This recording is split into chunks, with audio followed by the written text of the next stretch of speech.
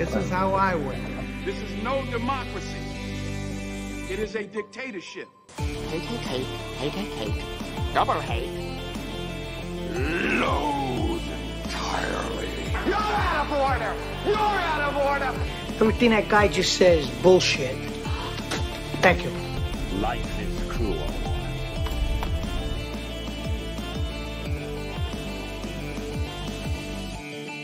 I don't give a what the deal was. The deal is now changed. Either you stay or you go. It's up to you. End of discussion.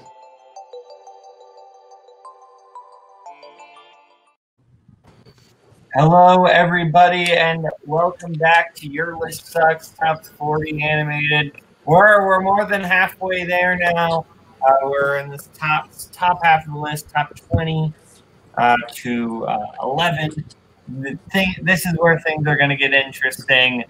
So let's just go to the panel. Paul, how are you feeling? You did worse this week than you did last week. Do you think you're going to do even worse this week, or do you think you're going to make a comeback? I got to be honest. I'm not super invested in where I rank. I think I just really want to talk about these movies, and my list this week is going to get fucking weird. So there's a good chance I'm either at the top or at the very bottom, based on how our host here reacts to my pick.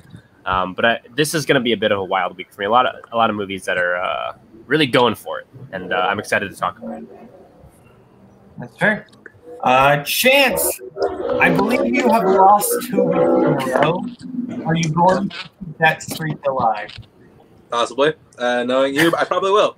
Knowing your kind of vendetta you have against people like me. But I meant athletes, you sick bastard. Oh my god. Mark, hi. How are you? You good? I don't know. I got 3rd place and 2nd place. So you may be onto something. But no. Oh no. Someone has a motorcycle or something right next to their house. I don't know. I'm either. I don't know. I don't know how it's gonna go. I got some weird picks this week. I'm kind of wondering how they're gonna land. So let's just go. And as opposed to the other weeks where you didn't have weird. Nazario, you're the winner of last week. Think you're gonna keep that up again? No, I already picked. That was it. That was the one shot I had, and I took it. Everything else downhill. One shot, one opportunity. Oh boy. Okay, well, we will start with Paul. Paul, you're 20 through 18, and starting from now, everybody's going to get to comment afterwards on Paul's 20 through 18. Not true, because my first 2 are definitely going to be yikes.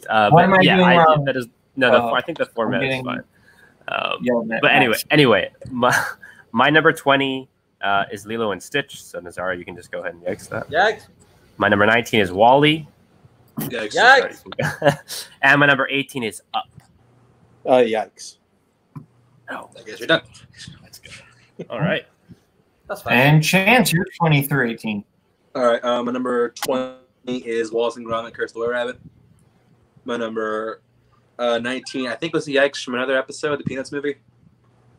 And, yeah, I had that at 30. Yeah, and my 18 was definitely a Yikes before. I don't know if it's still a Yikes. It's Spider-Man and the Spider-Verse.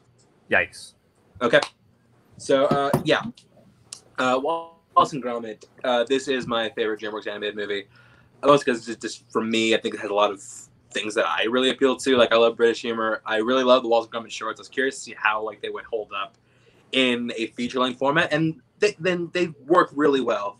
I think the dynamic's still there. They introduce a lot of really crazy, really fun cast members. Like, I really love Ray Fiennes as the villain. Held Up on Cars is a nice addition to it. It has a really, really intriguing story. I think that Aardman, I really love Aardman's stuff. I think this is the best they've done because this feels like a real passion project out of this production team. I feel like there's someone this is where it kind of got their bounce. This is where they kind of got their most notoriety before they started doing before Chicken Run, before they got picked up by a major studio. But this feels like them getting back to the roots and feel like them paying tribute to something that really put them on the map. So yeah, I really dig this movie. My number 19 is the Peanuts movie. Is another for me. Like, I grew up loving Charlie Brown. Like, I love the old specials. I used to read the comic strips every time they came in the paper. I also like what's really about this you know, the concept of the Peanuts world, the fact that Charles Schultz, he didn't sugarcoat shit for kids. Like the moral of the story was, you're a fuck up, and all your friends hate you. That was the moral of all the stories. But what I love about this is, well, a few things. One, I think that they keep it works about the Peanuts franchise. Like, I love that, you know, it's still, you know, kept on the kids, still a bunch of kid actors. I think the writing is still there. I also really love the animation used in this. The animation used in it. It's not quite stop motion. It's a little behind the frame. But I think that kind of amateuristic style adds a lot to it. I think it had a lot of personality. I think it's a charming movie. I think it's really funny. I really love that they used all the archive recordings of Charles Schultz as Snoopy and Woodstock. One gripe I had about this film, it's not like a major thing. I think that it's a little too Charlie Brown focused. Like, when we watch the old specials, you know, like Charlie Brown and Snoopy have a bit, but then they cut to a Linus and Lucy bit, or a Lucy and Schroeder bit, or Peppermint Patty and Marcy have a bit. So I do wish it was more of an ensemble, but as it stands right now, I really enjoy the Peanuts movie. And they actually had to go through a lot to get this made. Like, there's a whole thing, Charles Schultz's will, where like it was like very tight with his IP. So they had to work this off of an old idea he had. And for their one and possibly only at bat, they had to make this movie. I thought they did a really good job. So yeah, I really do adore the Peanuts movie. Did someone else have the Peanuts movie? Mark. I talk about it now? Yeah. Okay. Yeah, 38. Yeah, I gotta be honest. I've never been a Peanuts fan. I've never watched it. Never saw the Great Pumpkin special. Never saw any of the show. Like, just it didn't appeal to me. But came out at a period where I was just seeing everything, and I was kind of blown away by the Peanuts movie. I think the thing that got me about it is it really sells you on the character of Charlie Brown. It really sells you on, like, not only like is this kid like just a lovable loser, but he is probably the most selfless person ever. Like, he just goes out of his way just to be good to everybody, and he always puts other people in front of himself, even when it comes to the detriment of things that he wants or things that he wants to achieve. And like, it makes him just really endearing and just somebody you want to root for. And then when that moment at the end where, you know, he's talking to the girl that he likes, and just it just really, like, you know, if you're not fist pumping like in the theater watching that, I don't know who you are. That's fair. Wallace and Gromit, I've said before, Aardman just doesn't work for me comedy-wise. I appreciate them. I think the artistry is absolutely fantastic. Just from a comedic level, I don't vibe with them like a lot of people do, which is weird because you'd think that Wallace and Gromit would really work for me in my taste. I can't explain exactly why. It just doesn't. It never has. I was never a big Wallace and Gromit fan as a kid. I've given this movie a lot of chances, actually, to try to make something click. The one Aardman that works for me is the Pirates. But yeah, everything else. That's a good one. Yeah, Pirates, yeah. That one's very fun. But yeah. On the Peanuts movie. Peanuts movie is a movie that the trailers, I think, were awful. I think the marketing for this movie was terrible. It had all these, like, really cringy pop songs. Oh yeah, like, didn't one feature a T-Pain song? Yeah, you had All I Do Is Win in there, and yeah, it was so they made it look like they just completely ruined the Peanuts, which is why I didn't see this movie in theaters, and I didn't see it until last Christmas. I was like, that's kind of Peanuts. That's kind of like a Christmassy related movie. And I watched it, and I absolutely loved it. Because a lot of people had been saying, like, no, this movie's actually really great. And yeah, this feels like the old, like, classic Peanuts specials, but in a more grandiose scale. And yeah, the animation, using CGI to look like 2D animation is so fascinating to me, and I think it really gives the film a really just memorable style. And I love these characters. So yeah, I really enjoyed the Peanuts movie. Paul, Nazario, and Mark, if you want to chime in on Wallace and Gromit, you're welcome to a little quick thing for that too. You gotta go ahead, Mark, and start with the. Yeah, I mean, I like it. I think it's fine. I thought I was gonna like it a little bit more, but it's where it is. I liked it.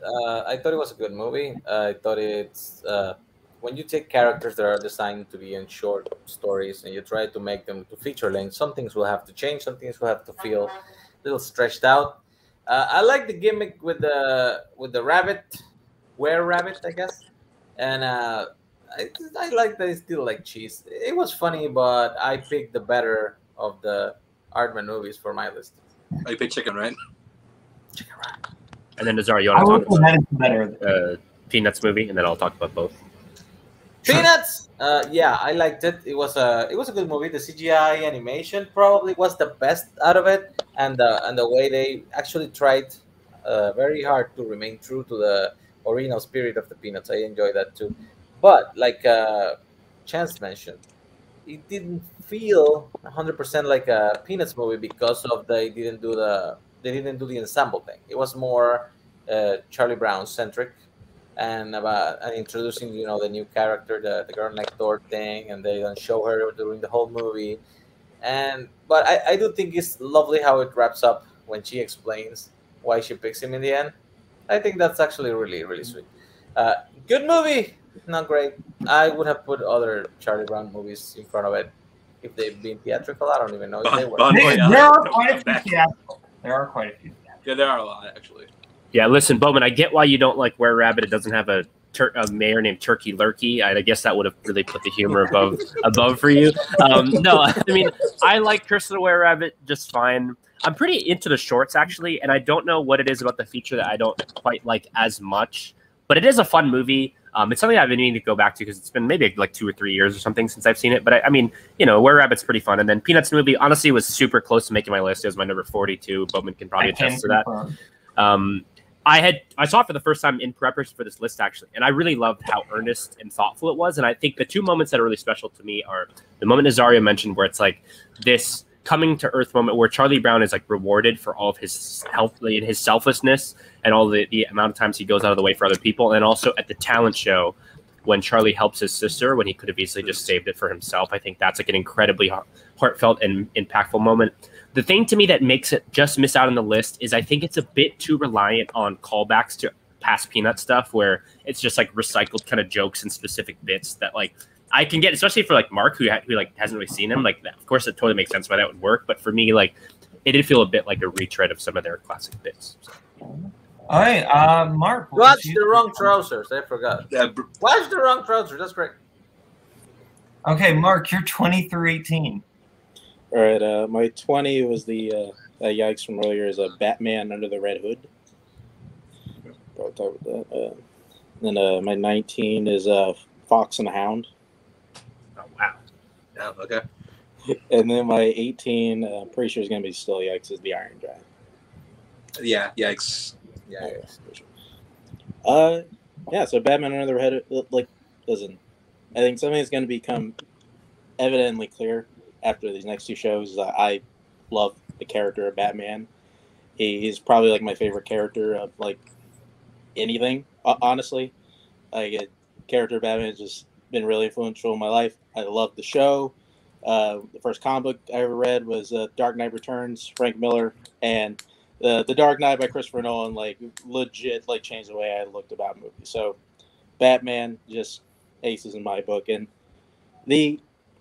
like all these like Warner Brothers like direct to video movies. Like honestly, there's a lot of them are really good. Like, if you haven't checked them out, like there really aren't that many bad ones. And to be honest, there's probably more than just one that warrants making like the top 40.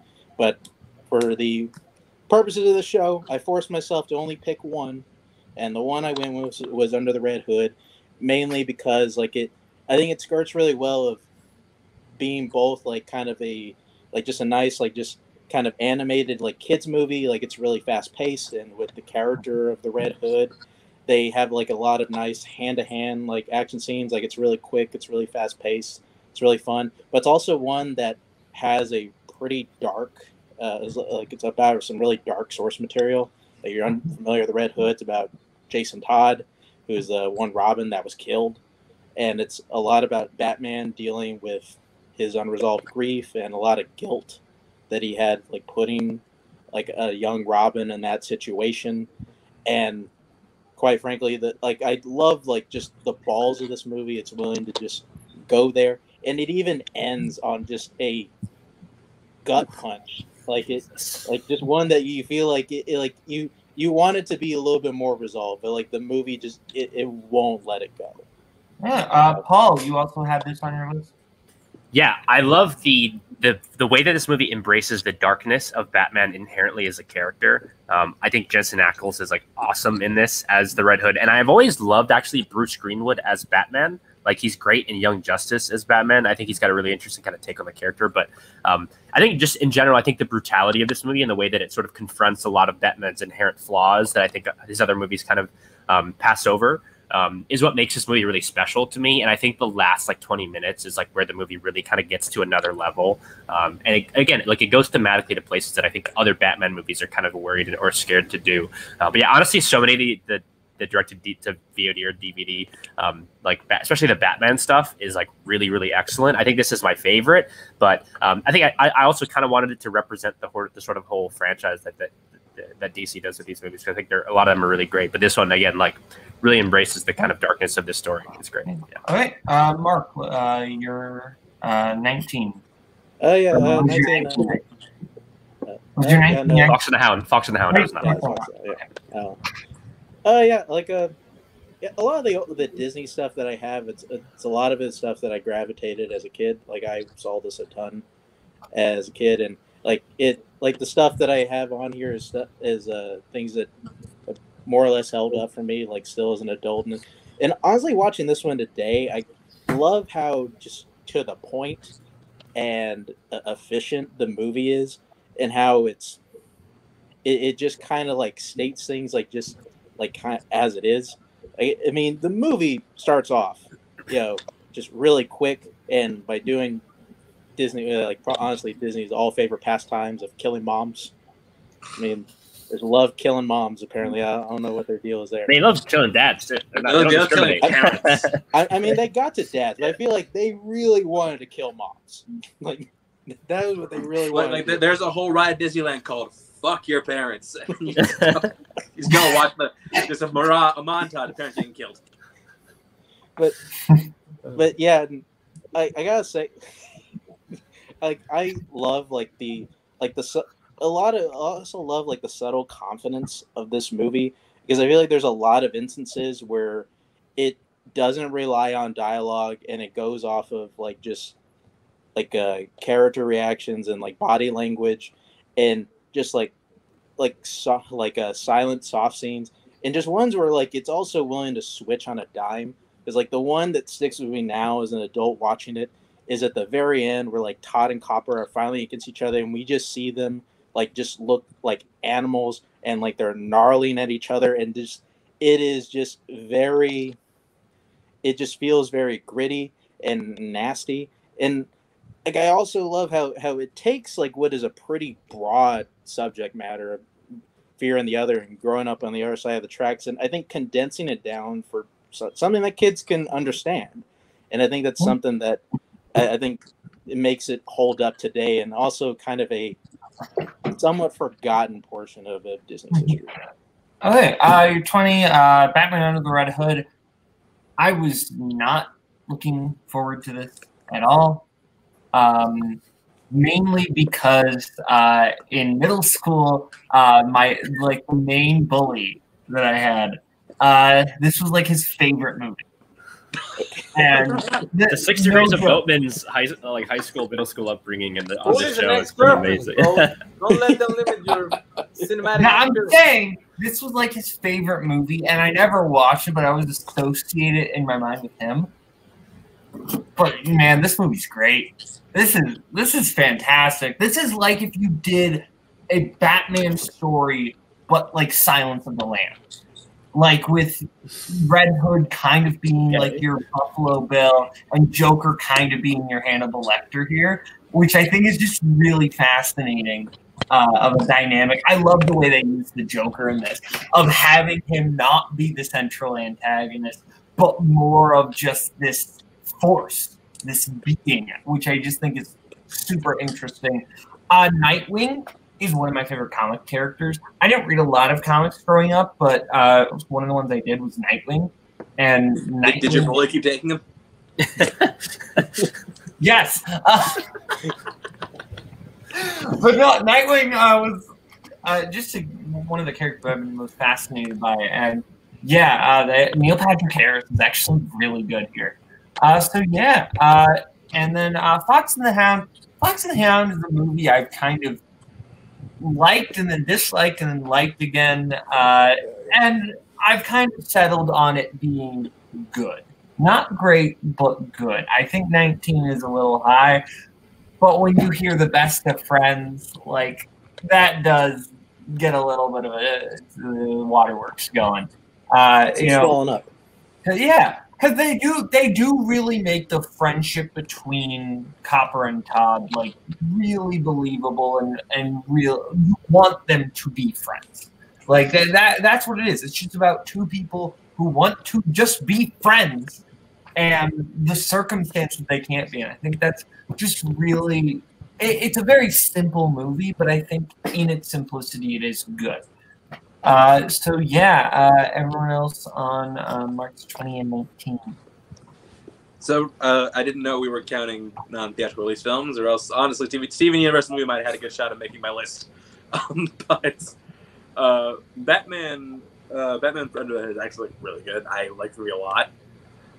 It's been a while since I've actually watched it, but every time I watch it, I'm really enjoying it. Yeah, I agree with everything you said. I think it's a really fascinating story. I always really liked the Death in the Family Red Hood storyline in the comics, and I think they did a great job adapting it. For Fox and the Hound is a weird Disney one for me because, like, I know I've definitely seen it like a couple times, but I have like almost no memory of Fox and the Hound. I remember like a few scenes. I remember Kurt Russell saying some lines. I remember Todd getting abandoned in the woods by his mom. The best friends montage. That's about it. I haven't seen it in a while, so I don't know how. I can't really comment on that. It's just why I don't actively remember. Paul? Yeah, so I mean, Fox and the Hound. First of all, Jeremy Adams' ass movie. But no, I mean, it's a solid movie. It's pretty like dour, I think, for a Disney movie, which like is kind of interesting. I mean, it's Kurt Russell, so it's got to be a great fucking movie. But I mean, it's super solid. It's not everyone that I think will be a big favorite for me, especially Mickey Rooney being in it. But it's like super solid. It's like just not spectacular in any specific kind of way for me. I do like that montage though. Sorry? I wasn't privy to the fact that we could add movies that were not released in theaters to this list. I wasn't really privy. I wasn't privy that we were. You didn't ask. You had it on your list. I was just going to put the one and just take the heat for it. That is what I was going to do. I'm just saying. I don't know if it would have made it. Probably would have been considered, like The Dark Knight Returns, parts 1 and 2 would be considered. That was great too. If any of you would have had Kim Possible so the drama, you probably would have won the show, regardless of what else you had on the list. Anyway, hashtag not like Kim Possible. Batman Under the Red Hood is a great movie. Ladies sing for the win. Picture of you and the crowbar. Joe DiMaggio as the Joker is amazing, and I wouldn't think it would be because I know him mainly from Bender, from Futurama. So it took me a couple of minutes to like accept it as the Joker, but he just hit it out of the park. Watch this movie. Do not watch the Death of the Family remake bullshit that they just released with the multiple ending thingies. They basically reused the films from this movie and added some bullshit. It's bad. Watch Batman Under the Red Hood. The Fox and the Hound, there's 59 animated Disney movies, and I have this one at 31, so middle of the road. Tim Burton even worked in this, and it didn't help it. Yeah, that's true. I always forget about that. All right, Nazario, you're 20 to 18. Cody Newberry, this one's for you. My number 20 is The Lion King. Yikes. Next week. My number 19 is Disney's The Sword in the Stone. And my number 18 is Pixar's Toy Story 2. Yikes. That is a yikes for next week. Yeah. Okay. Next Sword week? in the Stone then. Yeah, next week. This is one of my favorite movies. This is in my Disney's top 10 of all time. I cannot explain you how much joy this movie brings to me. Like, it's one of the first ones I ever watched as a child. My aunt had like 3 or 4 Disney movies in Betamax, before VHS, Betamax in her house. And this is the one that she showed me first, and for some reason just connected with me. It is not the more streamlined story. It's basically 3 short stories in one film. But a difference from those 40 ones where they forced them to be cohesive, that these ones at least have the same characters going on smaller, different adventures that not really connect. And overall, I just find it very, very lovely. Like how the story tells you how Merlin has to find this kid that he doesn't know what for, he doesn't know what the future is, he just knows it's going to be special. And then when he finally embraces it, he drops everything in his life, he moves into the castle to live with this kid and teach him about life. He gives him lessons by using magic, making him put it literally his shoes in other people's shoes, or animals in this case, and letting him become the best version of himself by just being able to learn and grow. Every character is great. Archimedes as the smartest owl is great. Merlin with the dad jokes is amazing. I love Sir Hector. I love Pellinor. It's great. I won't shut up. Fuck you. I have 1 movie. It's 3 movies. Okay. You had 1 movie. You stretched it out to 5 minutes. Anyway, you're hurting your argument because does anybody hear a subtle mandolin? I don't know. I hear a subtle. That's textbook pandering. And I don't care because it's great. Because it's great. Sword in the Stone. You all can't appreciate this movie. What is wrong with you all? Nazario and I are the only people in this community that are able to appreciate this community appreciate this movie for some reason. Merlin is just one of the top tier Disney characters. I'm sorry, he is. Like, I think this is probably the best version of Merlin in a movie. I also love Archimedes. Shut up. I love Archimedes. Archimedes is very much this curmudgeon who absolutely pretends like he just wants everyone to just go away, but you see how he really does care about the Wart, and I love it.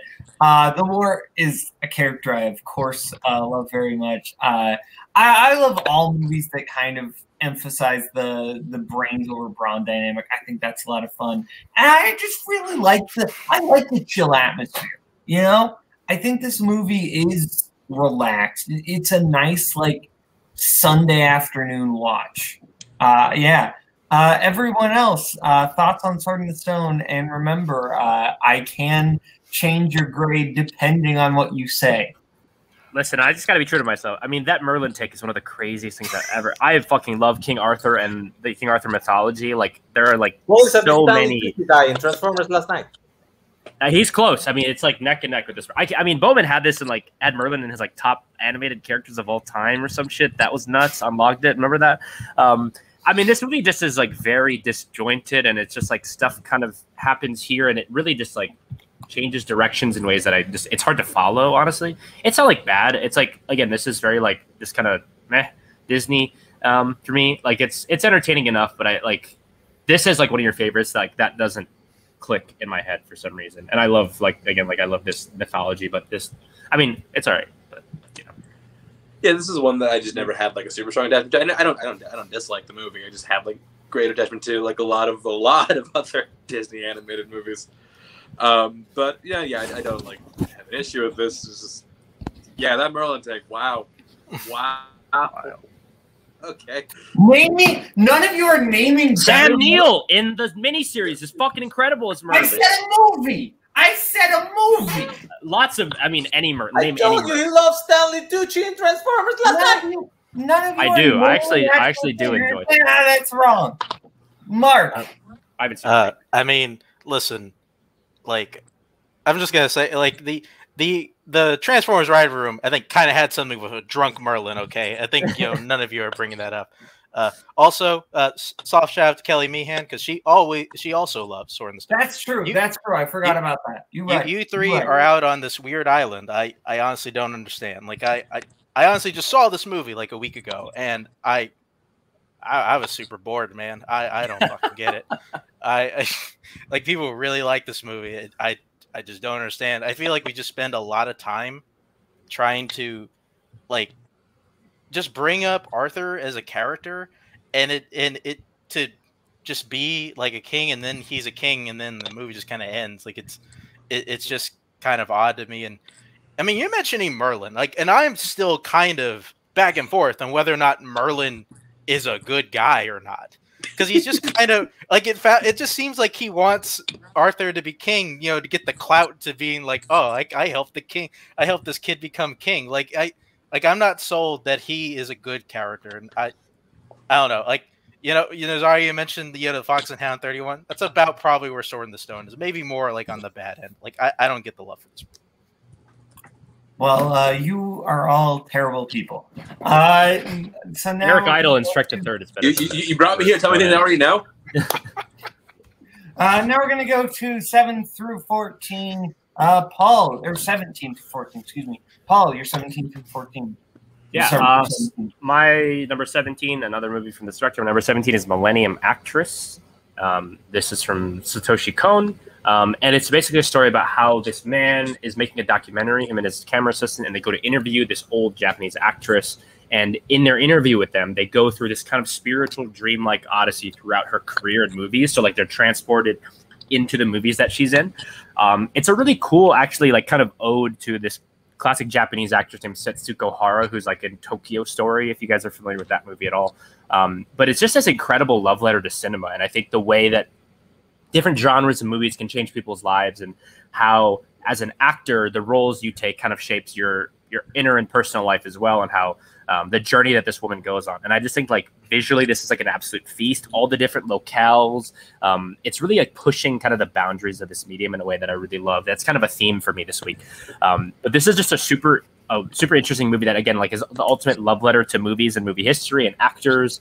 And it's this kind of labyrinthian journey into this woman's past to find out things about her future potentially, and to uncover kind of truths about her life and other people's lives as well. And it's got this really cool kind of like shifting style where it really mirrors the types of movies that she's in.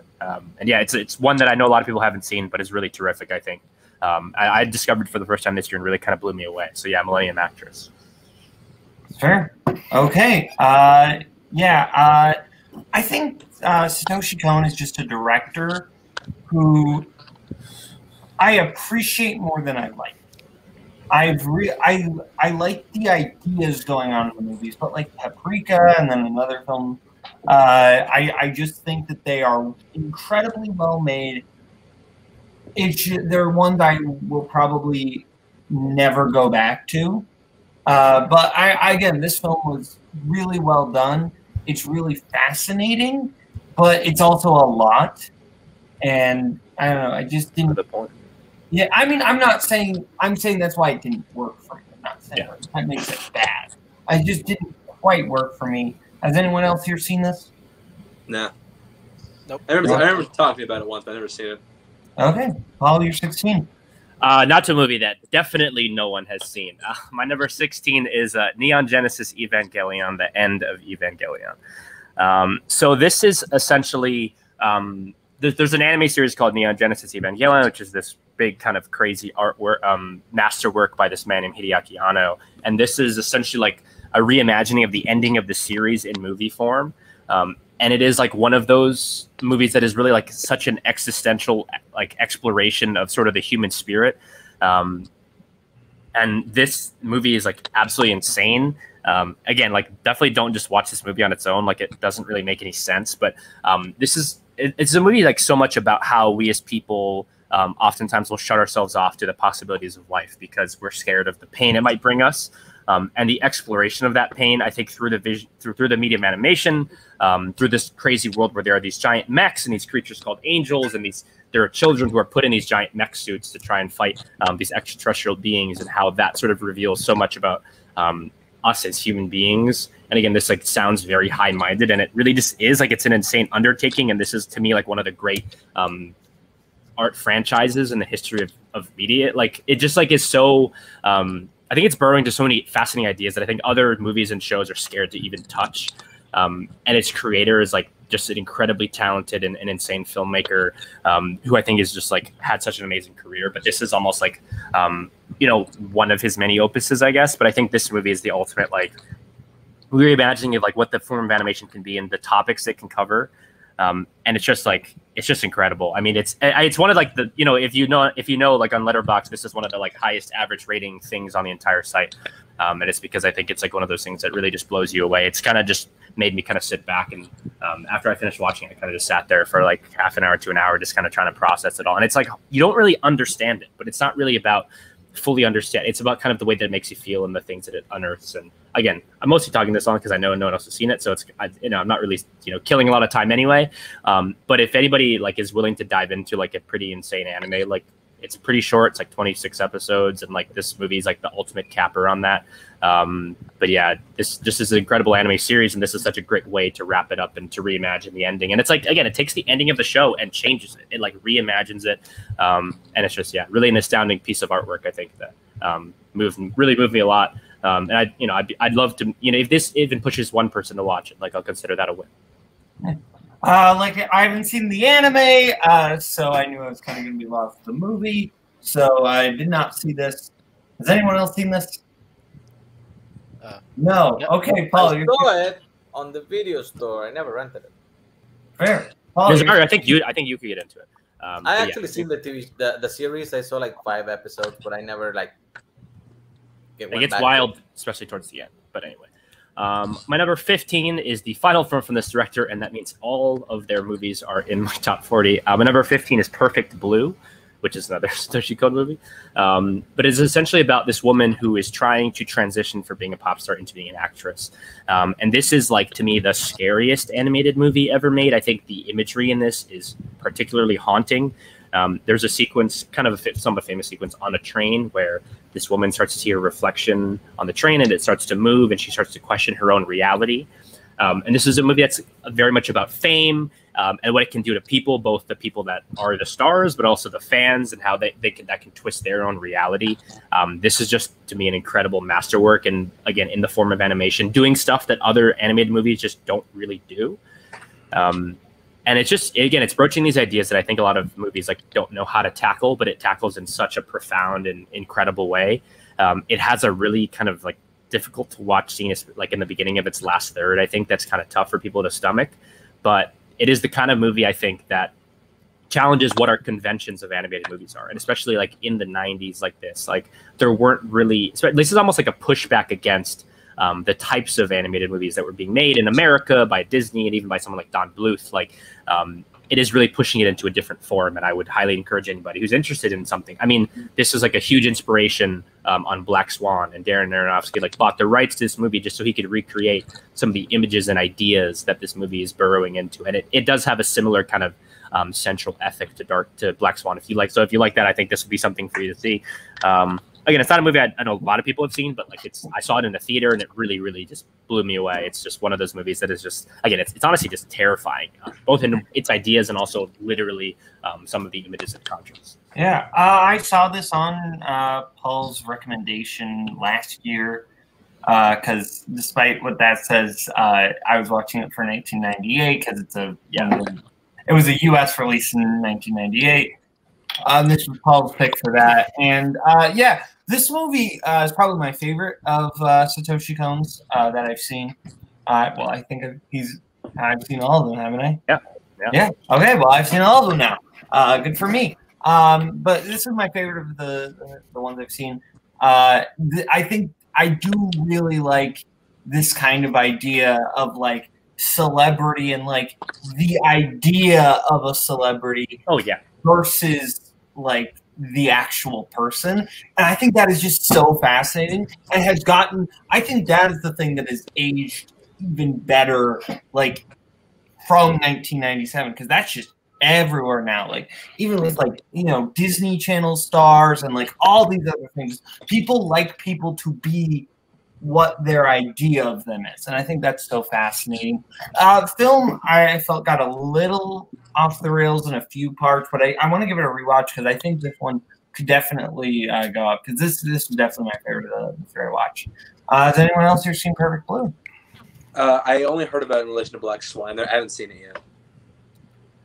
No. I haven't either. Sounds better than the Evangelion story of Evangelion of the end of Evangelion. Okay, Paul, you're 14. Barely better. My number 14 is the only film from this director because he's only made one feature film. Number 14 is It's Such a Beautiful Day. This is a film from Don Hertzfeldt, and if you see just the poster, you might be like, how is a movie about a stick figure sort of one of the great animated films of all time?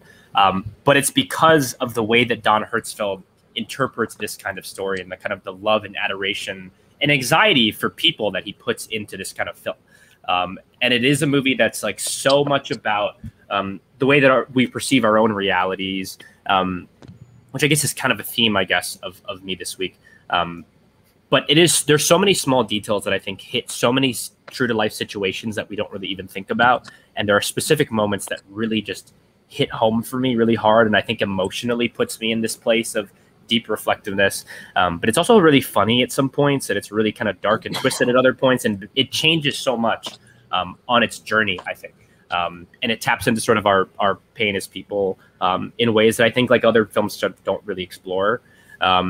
He's kind of became more famous for his early short films, but I think this is like his magnum opus. And this is another movie that just like I watched for the first time and just really blew me away. I think there are certain scenes when you see what's starting to happen in them. There's like one where a guy's walking around his own block that like it really just hits you in your gut. And this is one of those movies that really sticks in your brain, and I think, and in your mind and in your soul in a way that other movies kind of can't. It's a movie that like it's hard for me to like watch it super often. It's not something I like want to pop in like on a Wednesday night or something.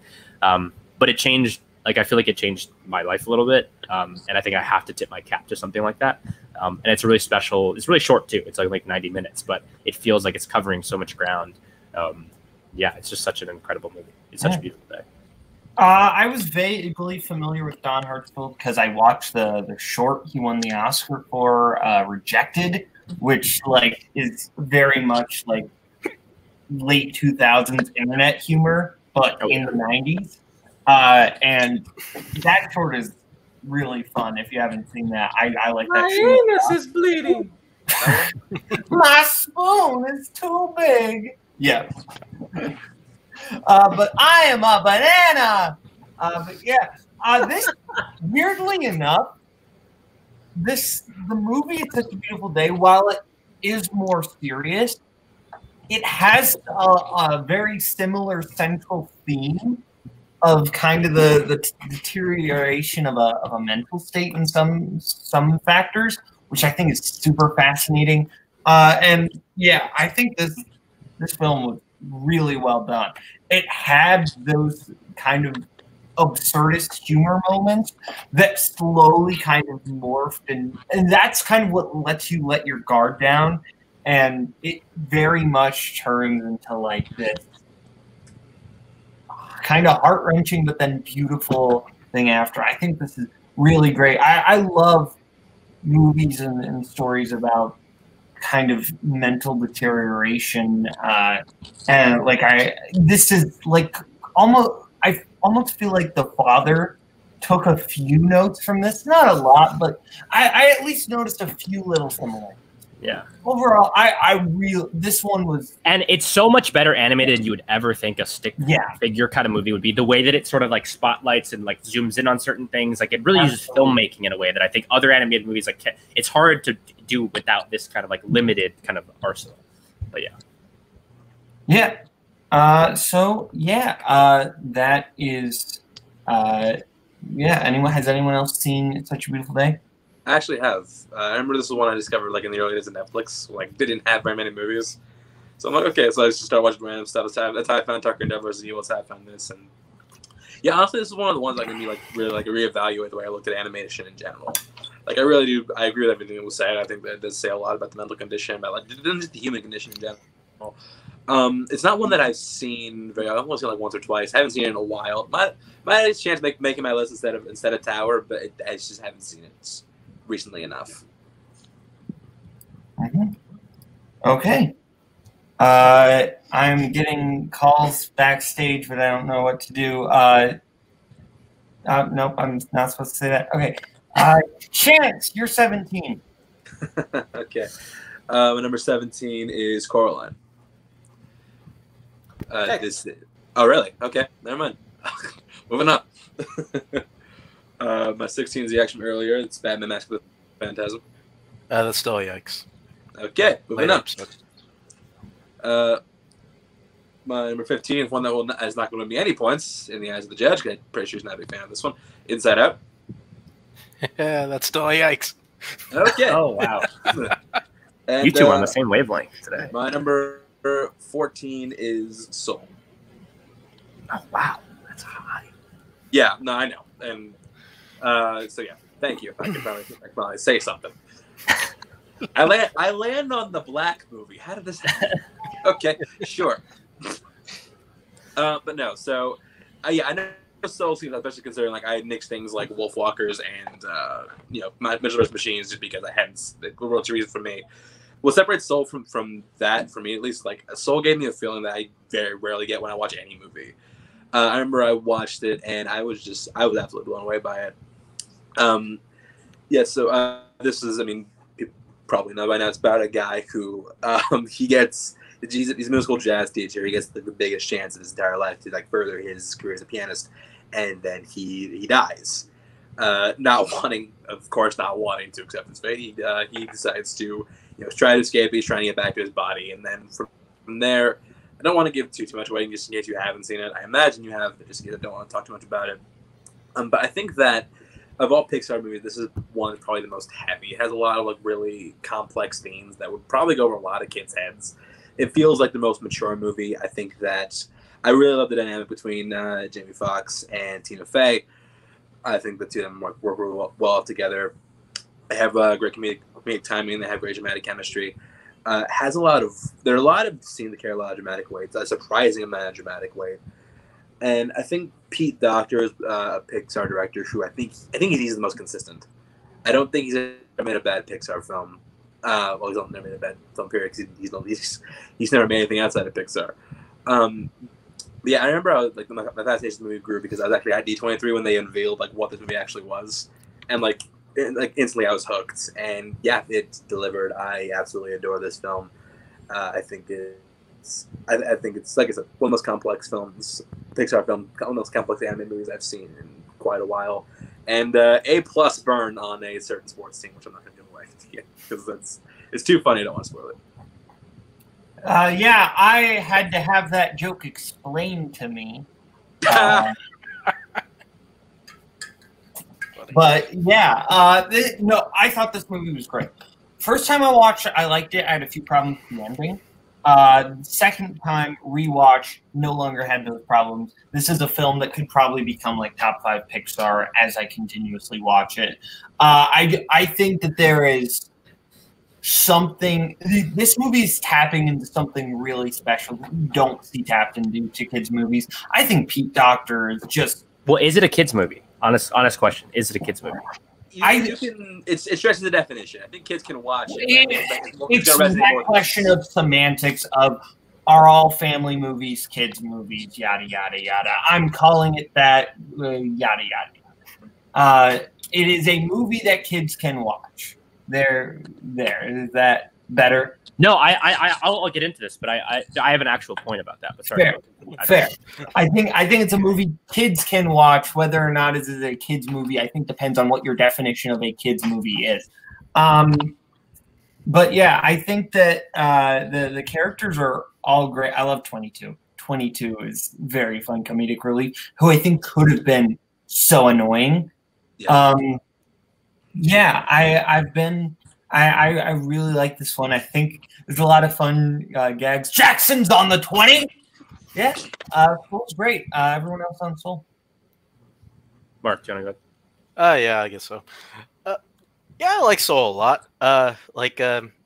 as it made evidently clear, like so far in the Ike's episode, I also really like Pete Docter. He's probably my favorite anime. He's definitely my favorite anime director working today.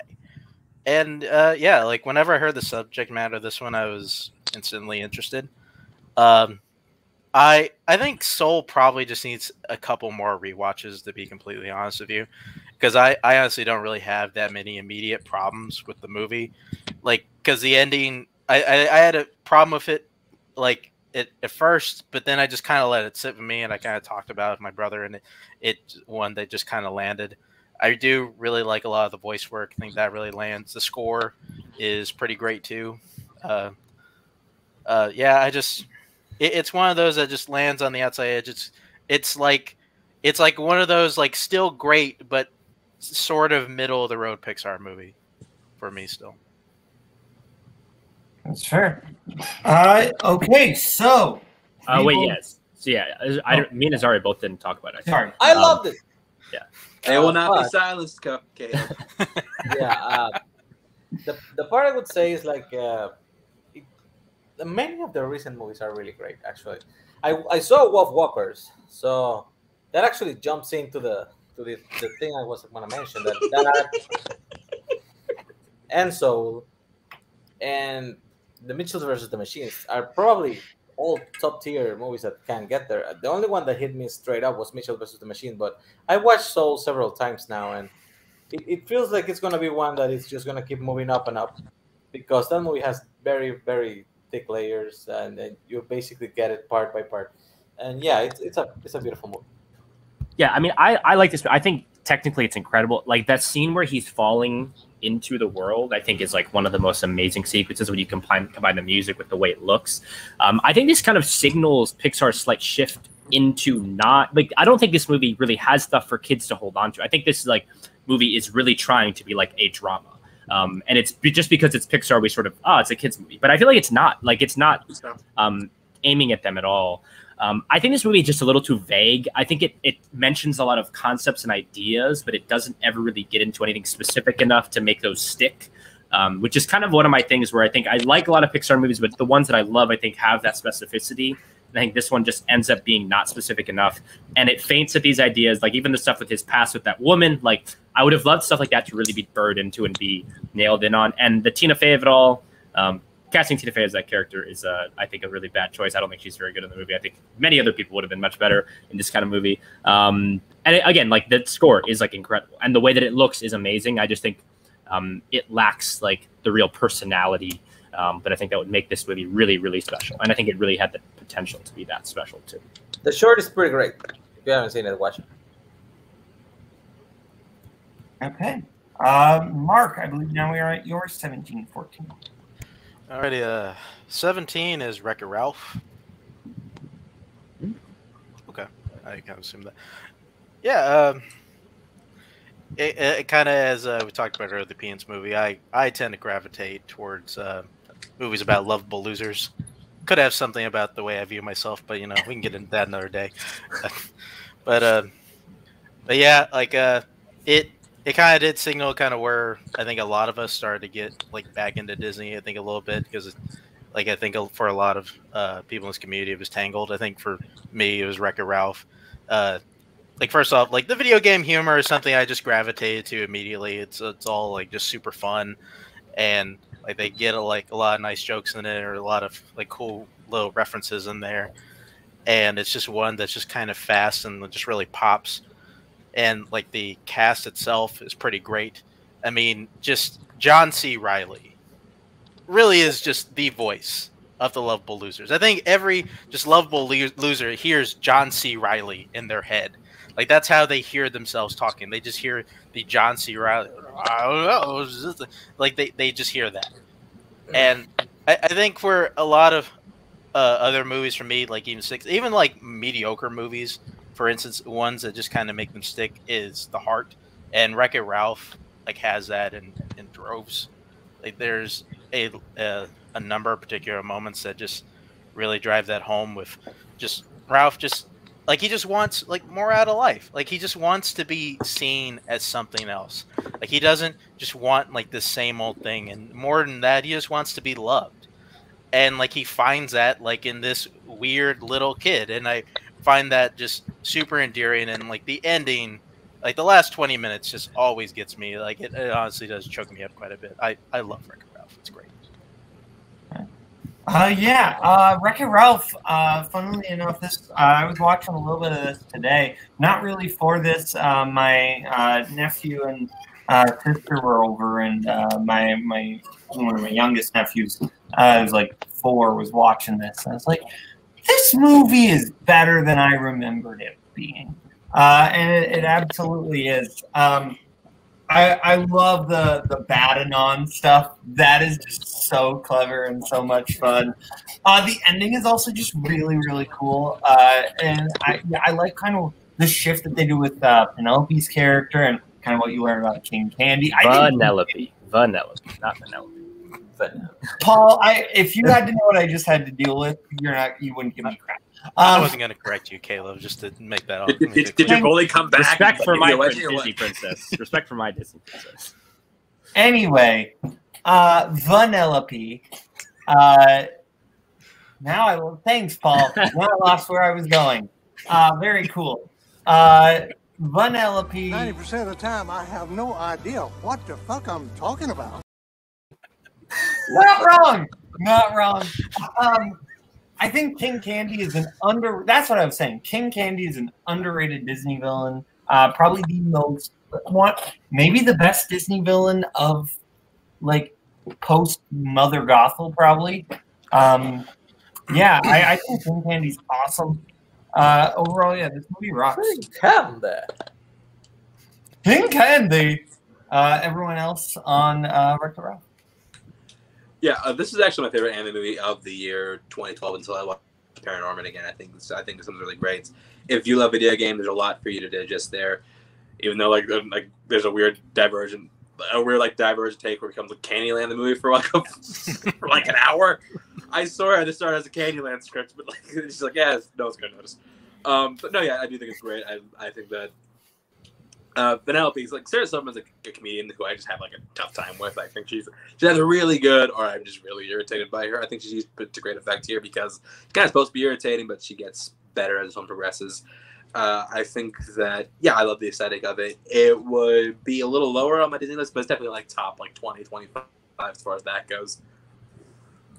Yeah, well, the thing about Ralph is he's going to wreck it. No, I mean, this movie's great. I think I love that Ralph embraces his own role and his own strengths. I think that's the coolest part about the movie is that it becomes about the things that he thought of as flaws that become actually good attributes and effective and help kind of win the day. And Ralph accepting who he is as a person and him and Vanellope not trying to become something else, but trying to use the people they are to thrive and succeed.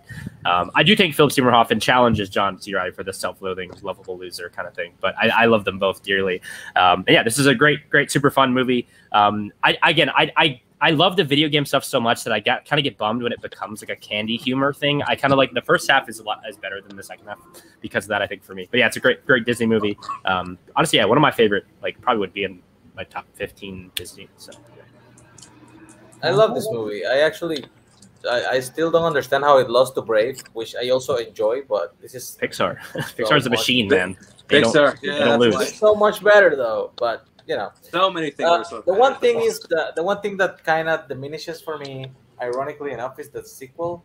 I really don't dig Wreck-It Ralph 2, Ralph Breaks the Internet as much, and it somehow kind of tarnished it a bit. My memories of the first one. I need to rewatch it because I remember really liking the first one, but that second one and the ending is just like, I don't know. Maybe they shouldn't stop doing sequels.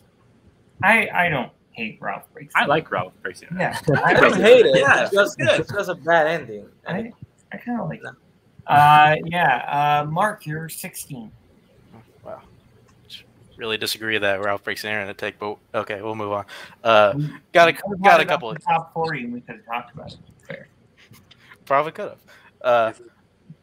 Probably got a couple of yikes here. 16 is your name. Yikes for a later episode. Yeah, figured. And then 15, I'm pretty sure still yikes is the Lion King. That is still yikes, yes, for next week. I figured. All right, and let's see. This is a yikes, man. I'm really lucky another guy's not hosting this episode. 14, the Lego Batman movie. You are very lucky, Cody. Oh, you lucked out, Mark. Well, Cody would never host. Cody would never host this show anyway. This version of this show. That is the wrong Lego movie, sir. But come on. Yeah, Ninjago. No, I'm kidding. Go ahead. Okay. All right. Yeah, I mentioned I like Batman, right? I fucking love Batman, man. And yeah, friggin' whenever I heard they were making a Lego version of Batman, it was one that was like it felt like a little cash grabby a little bit, but I was like somewhat optimistic because I did really like the Lego world. I do like the Lego movie a lot, just one that just kind of missed out. I think the one I've kind of gone to more is this one, and really it's a lot because of the Batman angle, but it's more because like the thing that I really love about this movie is that it's clearly made by people who love Batman, and not just like Batman. They embrace every single iteration of Batman. They embrace like the kooky side of him. They embrace like the super serious side of him. Like every single one. Like they are not prejudiced about poking fun at any single one, even to the point where they make a joke in the movie about naming a bunch of villains who are all real, by the way. Those are all real Batman villains, and they make a joke about it, which is fucking awesome. Condiment Man. Exactly. Yeah. But yeah, that, and more or less it's also a movie that really cuts to the core of Batman as a character.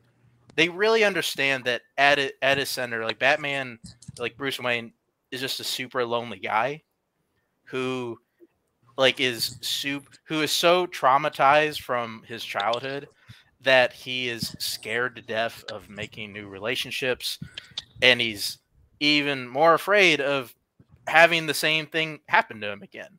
And the movie embraces that really sad fact about him in a freaking Lego movie, in like a kids movie, and I find that really ballsy. And not only that, they do it in such a way that still has such reverence for the character, and like such great knowledge of him. And it's one that that really gets me every time I watch it. It's also the thing that surprises me, even like at a time when Batman has just been done to death. Like this movie still finds a way to, I think, etch an extra layer of him. For a second, Paul, I thought you just posted a link in the chat about like just an advertisement for like wall light or something. No. If you love this movie, read that article I dropped in the Twitch chat. It's a really great piece about this movie and about like what it can mean to you as a person. Yeah. So it's really but the Lego Batman movie is another movie I didn't see in theaters. But this one's just like, obviously, all the things you said about like the Batman mythos and also just a lot of the more emotional elements, I completely agree with. This movie's also just super funny. Like this movie gets so many jokes. I think my favorite is, well, my name's Richard, but everyone at the orphanage calls me Dick. Well, children can be cruel. Honestly, like I'm happy they got away with that in the kids movie. That's a good job, Lego Batman.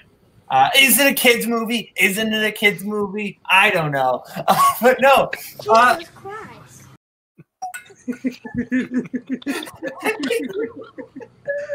I think that the Lego Batman movie is really excellent. I think Arnett as Batman in the Lego movie is not one of my favorite things about the Lego movie. He really shines here. I also really like this Alfred. I think this is I think we've never had a bad Alfred. I think Alfred has always been pretty great.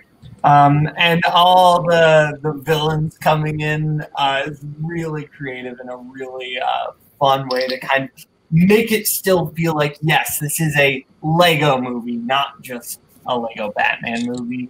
Yeah, everyone else on Lego Batman. This is one that it's funny. We came out in theaters one night. I was in college and didn't have a car, so I literally had to like walk to theaters to see everything. So I did walk to theater to see this, and I really enjoy it. I think if you're a Batman fan, it appeals to you. I think people underrate just how funny of a character Batman can be under the right circumstances. Like Adam West or Diedrich Bader and Batman Brave and the Bold, or Lauren Ettenborough. I think that he's fantastic in this. I think Michael Cera gets a lot of laughs, kind of breaking its type. He's usually like the quieter type of guy, but he gets a chance to like really like be a little more energetic in this. I really love Michael Cera playing an awkward, optimistic kid. Shocked. Well, he's a little more reserved in some of his other movies. Like you watch like Superbad or you watch Arrested Development. He's not as manic as he is in this movie. Is what I'm trying to get at. But yeah, I think that I really loved it when I first saw it in theaters. It lost a bit of luster on its subsequent viewing, but I do think it's very funny. I think it's a really good movie. But yeah, and like I said, I think that when I was talking about Phantasm, eventually I'll get into this. But I think that the anime movies do. They do a kind of better job of getting to the psyche of Batman than a lot of live action stuff because they don't focus on it as much. But yeah, I think that's a really great thing about this movie that I also really enjoy. So yeah, I think Batman's great. Yeah, what my favorite joke is when they're singing the song and they're like, "Who never skips leg day? Batman. Who always pays their taxes? Not Batman." Yeah, I've come around a little bit on this movie. I think at the time it still is a little much for me. Like it's very joke dense in a way that I think like becomes a bit overwhelming. Like I think the pace of humor is a little bit too quick for me. But I think it's clever. I mean, it's clearly like got a love for Batman and the character that I think is really hard to deny. And again, it does have these cool odes, and it's got these really random other villains that it just throws in from other properties that I think they're seeing them as just kind of hilarious. But I think it's a very charming and fun movie. Well, I don't think it'll ever really be like a total favorite for me, but it's like a totally like if it's on, like I won't complain. Sorry.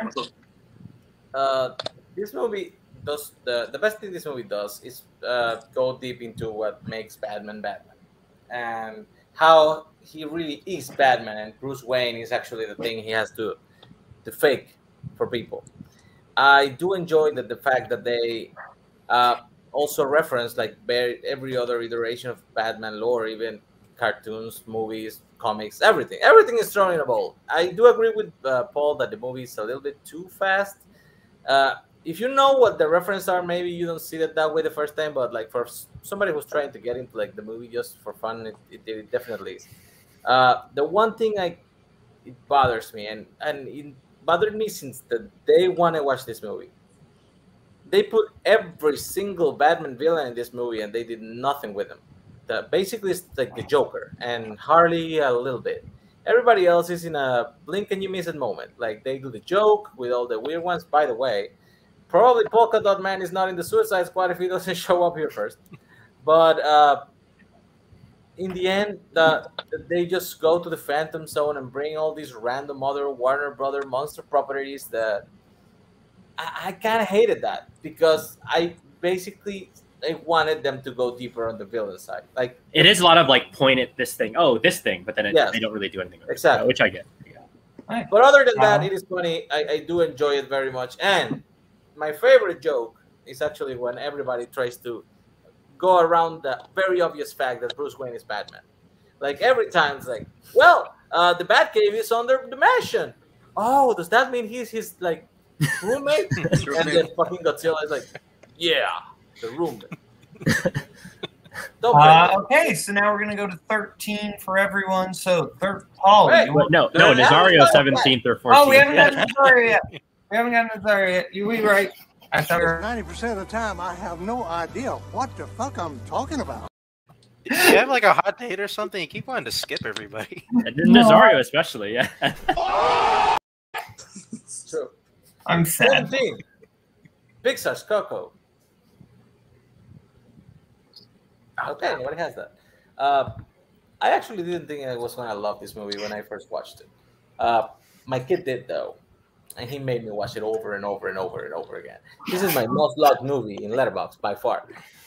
However, I started to see the charm in it. I am Latino. I know the Latin culture. And what? No. I told you it was a colored panel. Most people will assume we all believe the same things about Dia de los Muertos. Not really. Like this is more of a Mexican tradition, so it's very Mexican centric, and I wasn't really aware of all the small connections they do about how they celebrate the day. And this movie actually showed it in a very beautiful way. It did something similar to what the Corpse Bride did, which is show the dead side of the world in a way more bright and colorful way than the human side, which I think it's an interesting way to approach it, especially when movies that are meant for kids. I love every performance in it. I love how they introduced even the lore of the Alebrijes into it, and how some things can surprise you by revealing what they really are. The story of Miguel is just very lovely. They embrace the culture in a way that I feel is very honest. They're very significant. Most of the actors are Latino actors, or at least have Latino descendants, like the one who does the Mama Imelda voice. I think she's not really Mexican, but she has like Latin roots. And overall, it's a movie that I honestly felt they dropped this movie as the second Pixar movie in the year, and they added like a 30-minute short of goddamn Olaf in it. I just figured it was gonna be a dud, but it didn't deserve that. This movie deserved way much praise than they got. That Olaf short. What's your race? Honestly, I think that movie. There's a reason I like that movie more on rewatch, and it's because I didn't have to sit through the Olaf short. Oh, so you saw like open it because they took that shit out. By the Oh, time you know, they took it out quick. They So took it I, out. Yeah, I know. I saw. It wasn't fast enough. I think I did see that opening night. Mark's like, I'll take out I Olaf. will say though, when that movie got Pulls close out a to heater. the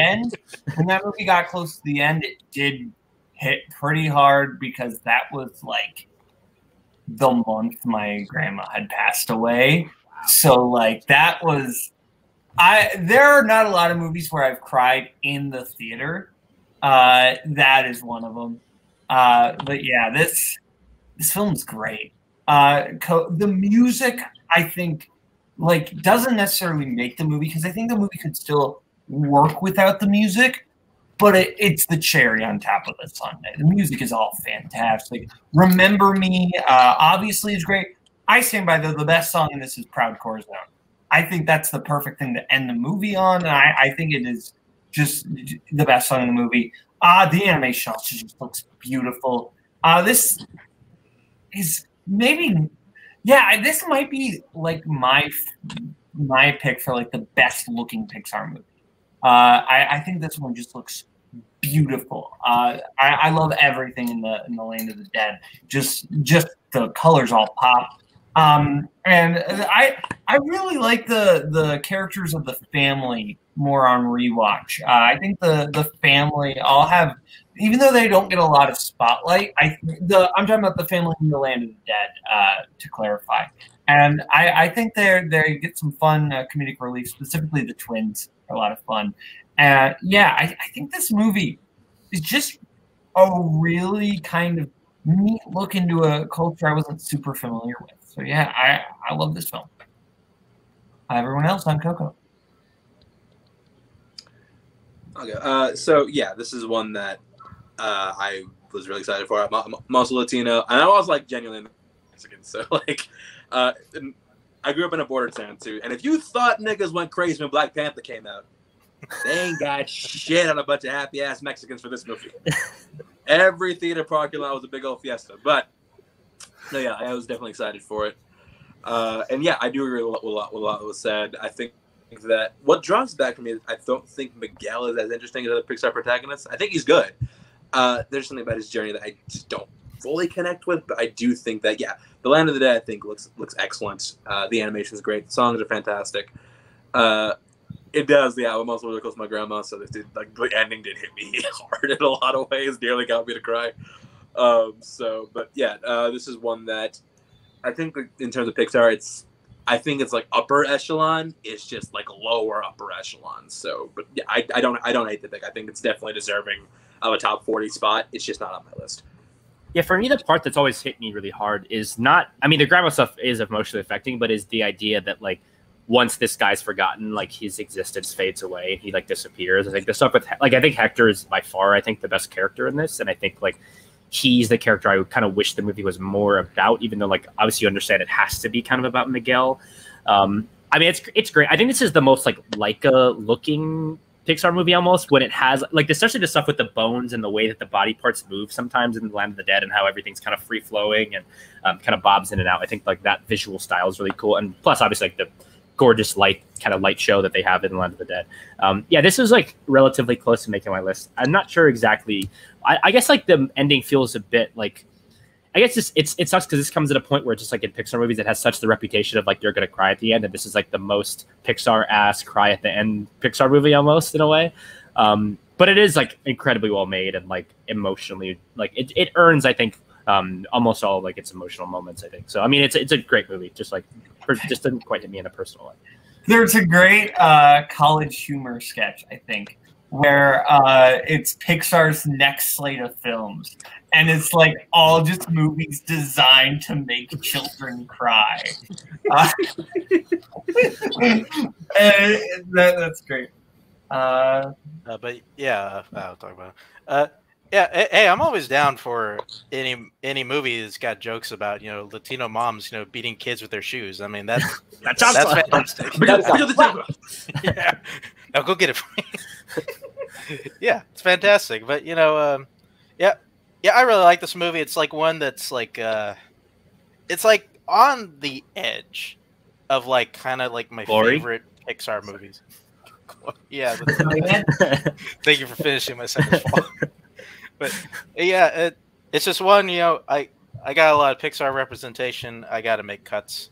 But yeah, man, that a crying scene, man, like I had one of my favorite movie going experiences in there, sitting in the theater, you know, trying to, you know, keep my shit together. And then I look to my left, there's people wiping tears.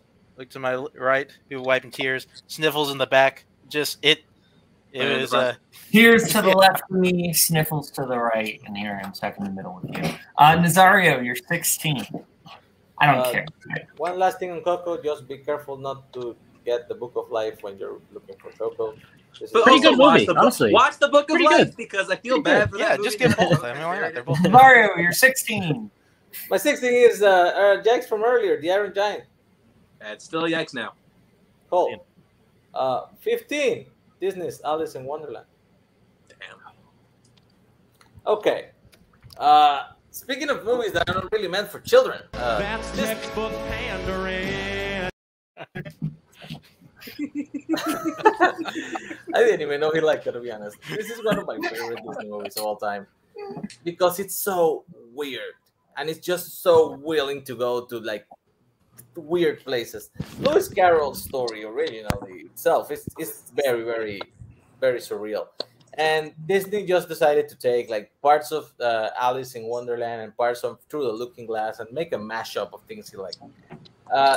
The movie is not really very sequential, but I think it's part of the charm because it's just like Alice goes from one thing to another, and he just used that format to put the things he loved from it. My favorite segment by far is the Walrus and the Carpenter, and I show that to my kid to this day. It's like, dude, this is why you don't trust strangers. Look at this. Look what can happen. And my kid's like, yikes. I was like, yeah, exactly. See what happens. It might be. He doesn't know.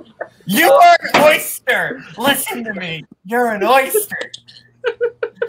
And everything, man. It's like the way they animate things to make them other things. Like the butterflies are toast with, you know, butter, and how the glasses are also like little birds. The singing flowers and the musical afternoon. I don't know. I remember this movie a lot in Spanish, so I might not know the names in English for this part. But yeah, I think it's very imaginative and it's very open with the narrative. And it's a movie that you can pick up basically at any point and still enjoy what you're getting. I honestly think it broke through like the concepts of animation in the era, and it wasn't really appreciated when it came out. It should be watched more. Yeah. I think this is absolutely the perfect style to adapt this book in.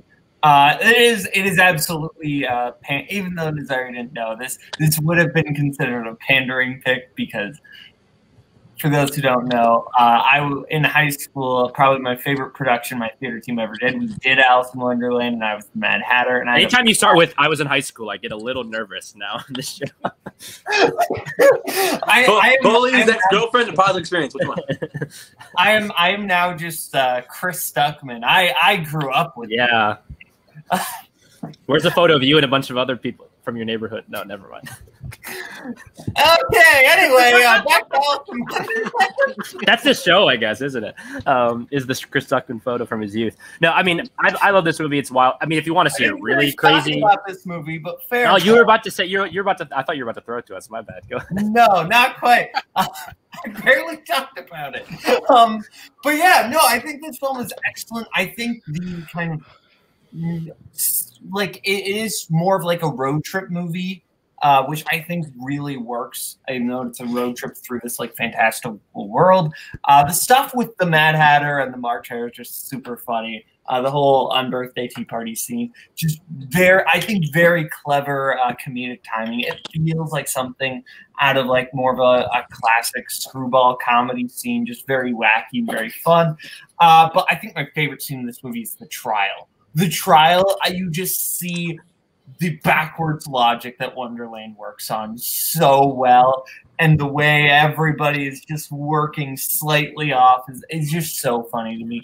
I love this world and just the nonsensical styles of Wonderland. The colors, just so beautiful. Everyone else in Alice in Wonderland.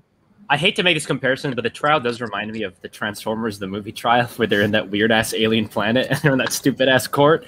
No, I mean, like I was going to say earlier, if you want to see a really wild adaptation of this story, there's one directed by Bud Townsend from 1976 that is very interesting and made like $100 million at the domestic box office and now has never been heard from again. But is that the one with Gene Wilder? No, it's trust me, if you find it, you'll know what I'm talking about. But no, this is one of my kind of favorite movies this era of Disney too, because of how much it embraces the weirdness of its source material in a way that I find really fun and inventive. And again, it is using animation as a form to really translate these ideas that I think would be hard to do in live action well, as we saw in 2010. But yeah, just a really fun and creative movie that I like a lot. It's not as good as Care Bears in Wonderland, but I'm kidding. No, this movie's really good. I had a feeling Nazaro might have this on his list, so I decided to occupy I love weird nonsense, especially in animated form, but because I felt like Nazaro probably had this, I decided to let my weird nonsense spot be occupied by Yellow Sun Rain. Which I feel like is the adult version of this movie. But no, yeah, this movie's great. Would make like a lower spot on my list. I was being like, if I didn't want to shout as much more stuff. Mark? Yeah, I haven't seen it in a while, and a lot of the super high-end fancy stuff doesn't super appeal to me. So, yeah. Okay. I believe that's everyone on Alice in Wonderland. So, Nazar, you're 14. Now I know which one you're talking about. I've seen it. It's amazing. Okay, my number 14 is Don Bluth's The Secret of NIMH. That was the extra movie, I think, right? That was mine, yeah. Don Bluth was a very interesting animator. He left Disney because, basically they didn't agree on the direction his movie should take. And honestly, this was the first one he made outside of the Disney umbrella, and I honestly expected this to be like the setting stone of what he was going to build on going forward. Sadly, it wasn't. Sadly, it was the peak of what he would achieve, in my opinion, and it was right out of the gate. Not saying his movies are generally bad, which they kind of are, at least half of them. He has good movies, but he never approached the brilliance he achieved in The Secret of NIMH. This is an adaptation of a book about a family of mice that live in a farm, and they need to move the house because the farmer is coming and is going to change all the landscape. And if they do not move, they can die. But at the same time, one of the sons of the mother mice is sick and he cannot really move, so they have to move the whole house. And she goes to get help from Nicodemus. And this is just a very interesting idea. Like, what would happen if we actually tested brain the way we do, because we do test on rats. what happens if we test on rats, things to improve the mental capacity, maybe in Alzheimer's studies and stuff, and we end up with actually smart rats, and they get so smart that they make their own colony, their own city, and then they have to have moral arguments about, is it okay to still be stealing from man? We're smart enough to know better. We take their food, we take their electricity, we take all the benefits that we can from them, but aren't we being immoral by doing this? And at the same time, mixed with a little bit of mysticism behind how the rats themselves can manage to exist in this world. It's really a beautiful movie. Miss Brizzy is the main mouse, and it's our point of view character. She doesn't even understand what happened to her husband, which is discussed in this movie. And it's actually a great little film. I wish everybody would watch and appreciate. Yeah, I think that this film. So I can talk about it? Oh yeah, sorry, I forgot you had it. No, yeah, I think that Don Bluth is someone who I kind of really want to bring up, just because he's one of the pioneers of animation. Like, he was like made a name for himself. I do think this is his best movie. And yeah, I think what I love about this film is the fact that I just how layered, thematically layered it is. Like, it's about science. I mean, there's the obvious, it's like science versus nature, but there's also about ethical responsibility. What are your responsibilities to knowledge? That knowledge is power, and once you have that power, what are your responsibilities once you have it? The element of the unknown, I think, is great. I think Mrs. Brisby is. I think she's honestly, people talk about female protagonists. I feel like she is tragically underlooked in a lot of cases, because she's really great. She's determined. She's to be able to tell her kids. She's a really solid, really great protagonist. I love her a lot. I think a lot of side characters are great. You got Dom DeLuise, of course, Don Bluth, when you bring him in. I think Derek Jacobi is great as Nicodemus. And I think that stylistically, I think it's fantastic. It really sets the stage for a lot of Bluth's later work. And yeah, I think I agree with a lot of these artists. I think that I love what it brings to where, it's a straightforward journey, but there's so much under the surface that if you're a young kid, you're not going to pick up. But as you grow and as you watch it again, you're going to see a lot more of those layers that you didn't really get when you're a kid, and you only can get with maturity. So yeah, I think this film is great. Yeah, this was one of those movies that I did not grow up with watching like a lot of people. I came on this relatively later. I think I saw this when I was 18, 19. But this movie is quite good. I'm not a Don Bluth super fan. I think he makes a lot of really good work, but I don't love Don Bluth like some people. But he is an excellent filmmaker and an excellent animation legend for a reason. And this is probably my favorite of his films. I think there is a whole lot going on. There really is a lot to unpack in this film, and I think that at the end of the day, though, it's not one of those movies where I think if you don't unpack everything, you're having a bad time. Because I think just even if you take away all that, as a simplistic family adventure, this still works. I think that's kind of the beauty of it. So yeah, this is an excellent film. So yeah, everyone else, Mark and Paul. It is not my favorite animated movie with a cat named Dragon. I will say that. But I do quite like this movie. It does have a really cool, imaginative kind of idea of what a world of mice would be like, and it's not exactly what you'd imagine. It's way more detailed, and they have this crazy whole court that they're kind of holding when they walk in and stuff. And it's got a cool kind of mythology. I think a lot of those ideas that are kind of in the background are really what make the movie kind of something you can really come back to and discover more.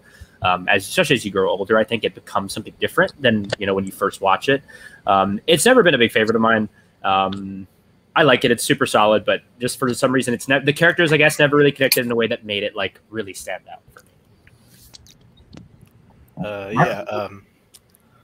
I also too. I didn't quite grow up with this one. I saw 4 or 5 years ago.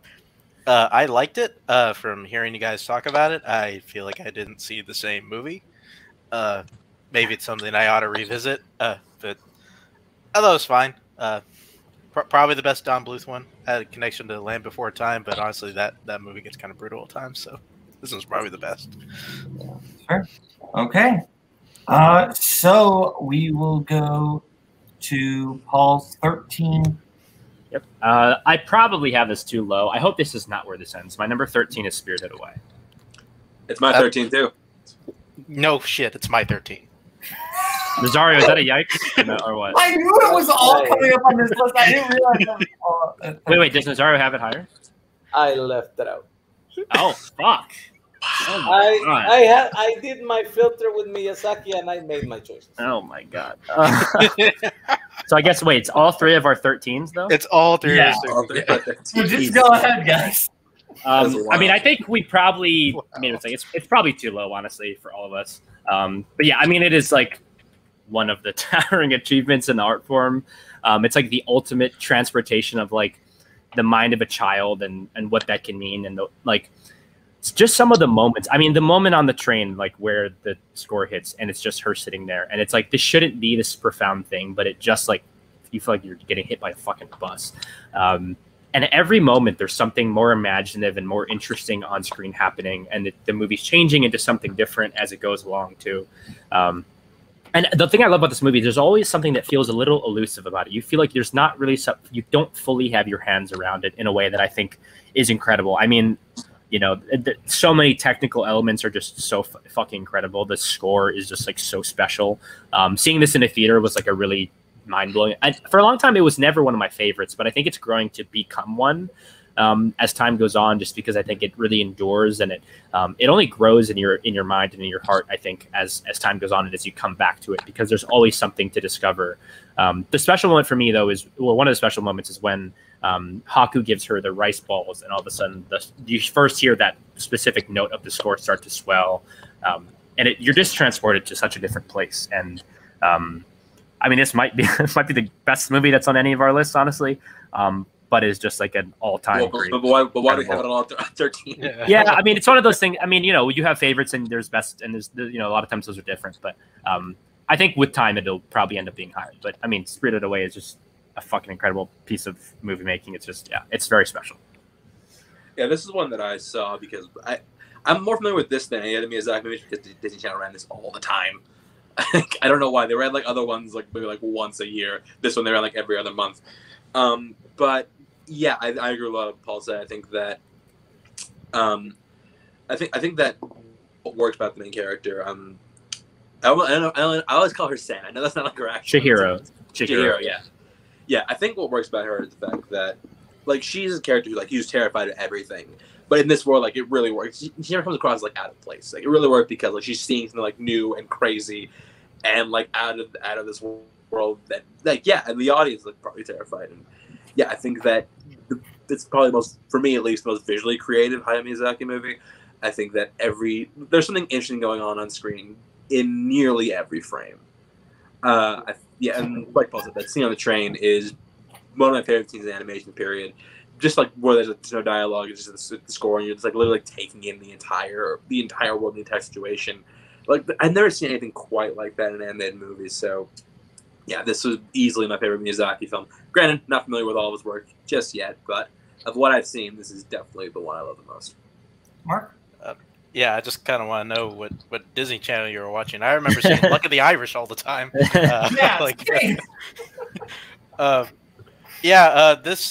is a favorite Ghibli movie. It's easily the best Miyazaki film. I had only just watched this movie like a year ago, and I fell in love with it almost immediately.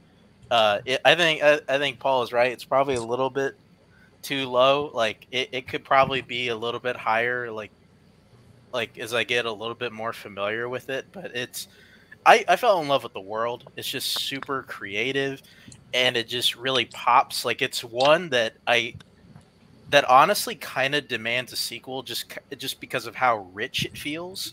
And it just feels like we just barely scratched the surface. But it's so special because it's like this moment that is like bottled and it'll never be recreated kind of thing. I think that's what makes it really special. It is, but I feel like, you know, there can be, like, we can have like more instances of like that world. I just think there's just so much there. And yeah, like you guys kind of touched on earlier, the score is really great. It looks fantastic. Like, and kind of as I mentioned earlier, Miyazaki just, he had like I said, like previous episode, he just has a way of telling a kind of what appears to be like a light kind of like fun kid story, but like he injects like real stakes into it, and there's always a sense of danger and like a sense of dread at every corner. Because I mean, I feel for Chihiro for every moment of this movie. I like it all. You honestly feel like each one could be her last, because she's just going through all these weird things, but it's all tied in just such a, and kind of like just a really sweet like childhood tale. Like it's incredible. Like it really could move up more. I'll put my cards on the table a little bit. This would have been my second favorite animated movie of all time. And you all probably would have gotten a little bit of crap for having this at 13, but Nazario, being the good citizen that he is, jumped in front of the bullet by not having anywhere on his top 40. So you just sit tight, Nazario. We'll get to you in a second, but I want to talk about how great this movie is first. Before you die. But yeah, I think that this film, it reminds me a lot of Alice in Wonderland in a lot of ways. It very much feels like Alice in Wonderland with a lot more intensity. And I think that's kind of what is so beautiful about this movie, is it has this air of like intensity and danger while still feeling relaxed and a little plotless in some ways, but still like having those central themes. I think it's really fascinating the way the story goes, but the animation is just breathtaking. The scene where Chihiro and Haku are flying is just beautiful. There's a lot of just all these characters are just really unique and memorable designs. Even some of the three heads are fucking amazing. The heads, like just some of the background characters, they're just. It's amazing how much effort is put into this movie visually and from a sound music level, just everywhere. I think this film is phenomenal. I agree. I don't know what Disney Channel Chance was watching. Sounds like a better Disney I swear they Channel. ran it all the time. That's the only reason I would have seen this. Fair enough. But yeah, this is my favorite Ghibli movie that I've seen. So yeah, Nazario. Why are you a bad person? I was filtering the Miyazaki movies that I was going to put into this. And this was top 3. However, I knew for a fact that this would show up on Paul's list. Oh, so you pulled a Paul? That's what you did? So I took it out, made space for something else. You don't get a pass for that. No, I don't play this game of, oh, I knew it was going to come up, so that means that I don't know. No, this is the top 40 best animated. On a top 40, it's a little different. If you don't think this is in your I top don't care. 40, I wanted to make space for. Put it on your list. If you don't, I wanted to make space for it, though. Oh well, I would have put it on my list, but I thought it would come up. No, you don't get to play that game. No. I don't do that. It hasn't been mentioned. But let Nazario talk about the actual movie, though. I'll let you talk. Don't tell me what to do, Paul. Nazario, talk about the movie. I like balancing minorities. Wow. I like actually the every character that you mentioned, plus the ones you didn't mention. I think Yubaba is actually a very amazing main villain with the gigantic head and how she turns into a bird. The big baby. I also like No Face, which is the creature that just goes very, very in the background for like half the movie, and then it just becomes the center of attention. And my favorite thing in the whole movie is the message that it carries, especially when they get like this creature that nobody wants to deal with, like it's disgusting and stinky, and it is revealed that it's just contaminated by all the crap humans do to it, because it was the spirit of a river. It's beautiful. And one moment I do want to mention too is at the end of the movie, there's this moment where Chihiro and her parents are walking through the tunnel. And in a lot of movies like this, I think especially in the American version of this movie, she's fully confident. She's realized this journey has changed her, but she still grabs a hold of her mother's hand and she still is unsure about things. And I think like that, the fact that this was a special moment, but it's not like it magically makes her an adult or anything, I think is like the secret sauce that makes the movie incredible. But yeah. Okay. Well, Nazario didn't have this movie on his list because he's a terrible person. Nope. So what great movie do you have as your Sorry. My number 13 is Wes Anderson's Fantastic Mr. Fox. That's a yikes. That's a yikes. There you go. Okay, so now we're going to 12s. All right. Well, Nazario is what the yikes me back, so it's fine. My number 12 is Princess Mononoke. Yikes. Okay. So on to me, right? Mm-hmm. My number 12 is Toy Story 4. Okay, cool. Just making sure. So yeah, this is not the first, not the last time you're gonna hear this franchise on my list. And yeah, I was one of those people who were just like, I'm like, okay, you're doing this, cool. We'll see how this works. Again, kind of like with Penis movie, like, nothing but the marketing sold me. It took me like watching the first 10 minutes at like a preview at Disneyland one day to like, actually, okay, this could be something. And yeah, no, I think that this movie, I think it was great. I think that what I like about this film is the fact that it is very Woody focused, and yeah, it's the idea of, you know, Andy moved on. He did his thing. He moved on from his childhood. Woody hasn't. It's up at that dilemma of like, you know, what do you do when like you devote your entire life to something and that something is just gone? Like how do you cope? How do you like adjust to this like thing where like you are not the most important person in the world anymore? I find that fascinating. I think the addition of Bo Peep back, which I think it is the reasoning behind her not being in Toy Story 3 is actually quite funny when you know the actual like story-based reasons that she's not in it. But bringing her back, I think, is great. I think Annie Potts gets the opportunity to do something like really like fantastic with the character and like making her like her own person, like making her a little more fleshed out than she was in the past. The addition, I think this is arguably the funniest Toy Story movie. I think that the addition of like Ducky and Bunny and Duke Kaboom, I think, are fantastic. And yeah, I think that it hit me a lot harder than I thought I would. Even the fact that I'm a fan of Pixar and this franchise in general, like it still managed like to like get a lot of emotional response out of me. So yeah, I know maybe I'm in the minority on this one, but I really do love Toy Story 4. Yeah, no one else had this, right? No. Okay, Toy Story 4. I do really like Toy Story 4. I had a really good time with this. I haven't revisited it since theaters, so I've heard some people say it goes down on rewatch. But 12 is high. I don't like agreeing with Bar. 12 is very high for this movie, I feel like. I think it is the third best Toy Story. So, like, it's still a good Toy Story movie. It's a great Toy Story movie. But at the same time, this feels very high. But I appreciate everything you said about Woody. Because that's really, it made me realize that Toy Story 3 kind of did Woody dirty a little bit. I think it did a lot of the characters dirty a little bit. They were in a dumpster. They were pretty dirty. Yeah, they were pretty dirty. Anyway, I think that this movie really does complete Woody's arc, which is important. I don't like what they do to a lot of the other characters in this one. I think Buzz gets a little bit wasted with following the inner voice. I think the stuff with Woody is what's great about this movie. A lot of the other stuff doesn't necessarily work, but it's still a really good movie, I think. Yeah, everyone else on Toy Story 4.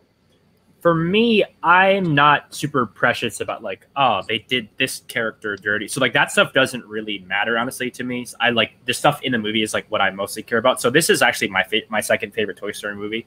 There's a specific moment in it that really made it special to me. And it's like kind of a small moment, but it's when Woody is first in the antique shop and Bo Peep tells him to look out, or it might be near the end actually, but to look out on the carnival fairground, and he just sees the whole world kind of laid at his feet and the possibilities of what his future. That's like towards the middle. It is in the middle. Yeah, that's what I just started to remember as I was talking about it. But that moment, like this idea that Woody has these possibilities and his life does not have to be confined to just this one relationship was really, really special to me. I love the moment at the end too, where they roll the ball out and the little girl who's on her own. I think that's such a perfect kind of encapsulation of what the toys can mean to a person and what they can mean to a new person and how that can change. And I just love, the way that they treat these characters. I love Bo Peep in this movie. I think she fucking rules and is like one of the best, one of my favorite Pixar characters, actually. But I mean, it's just a super fun movie that I think is a really cool. I mean, I thought there was no way this works because the way that 3 ends, I have some issues with 3, but the way it ends at the very end is like a perfect kind of capper. But the way that this made it come around in a satisfying way, I thought was great. And the fact that there's not really a villain. Like, I think it's cool that it's not like this evil plan by this huge, great, this maniacal, conniving force that like appears as their friend, as there were two movies in a row. It's cool that it's just like someone who just wants to be, I guess, yeah, someone who just wants to be loved and cared for. And I think like that's a cool inversion on that idea. And I like this movie a lot. Yeah, it probably should have been on my list. It certainly was close. I think I probably have it in the same place as both, but we do not have the same top two. So this is the thing. Like, I think it works great as a coda to the whole series. I think the ending of 3 would have worked fine if it was the last thing we get. But I don't regret we got 4. It does have the worst Randy Newman song of the whole series, though. That song. Yeah, we belong. It's good. I think it's good. But I do like it feels rough the first time you watch it, how Bonnie just basically doesn't care for Woody anymore after she basically said like, that's my cowboy at the end of the part 3. But that makes sense because kids, when are that small, they change priorities on toys real quick. And it also makes sense that she would gear toward other things that are more visually appealing to her. I do love the whole Bobby story with oh yeah, we didn't even mention Forky. What the fuck? Yeah, I love the Bobby story with Woody so much because they show you that scene that kind of breaks your heart at the beginning when she gets donated and she leaves and she gives him an opportunity. She says like, hey, toys get lost all the time, and he chooses to stay with Andy. And maybe it was the right choice for him at that time, but when he had a second chance, he understood that Bonnie didn't need him as Andy did, and maybe it was time for him to choose himself. It's a beautiful moment. It's a beautiful movie. Just there's 2 more. Oh, Benson is also scary as shit. Those dolls are creepy. Jesus Christ. Mark, have you touched on Toy Story 4 yet? No. Man. Yeah, when I first heard they were doing a 4th one, I was really pessimistic about it. I mean, yeah, because I do really like the series as a whole, and like I do want to say I do think this is a good movie. Like they managed to do something that I thought was impossible, and they managed to go back to these characters and they made a good movie. The only thing the main thing that does kind of bug me about this one is that even though I feel like it does have a solid arc for Woody, it doesn't feel like I still didn't feel like there was a good reason to make this movie. Like it still feels kind of unessential, and even kind of watching it again, like I've given it a couple shots now, and I still kind of feel that way. And to me, like even though a lot of it kind of reminisces to like that Breaking Bad movie they made, like on El Camino. El Camino. Love El Camino. Yeah, but it's like completely unessential. Like it just, yeah, I do like it, but it's just one that I have a tough time with it, and a lot of the moments you guys mentioned are good. It's just it's still one I have trouble with today. Okay, so we will go to Mark's 12. Okay, all right. See where this one gets. All right, my number 12 is The Great Mouse Detective. Oh God. Bar, don't fucking comment. I swear to God. Okay, that's what I figured. All right. Yeah, I have a different mouse movie. Because I know like everybody talked about the whole Secret Nim. For me, like I went back and forth on, for the longest time, was the best iteration of Sherlock Holmes, who still technically wasn't Sherlock Holmes. I mean, he's friggin' Basil.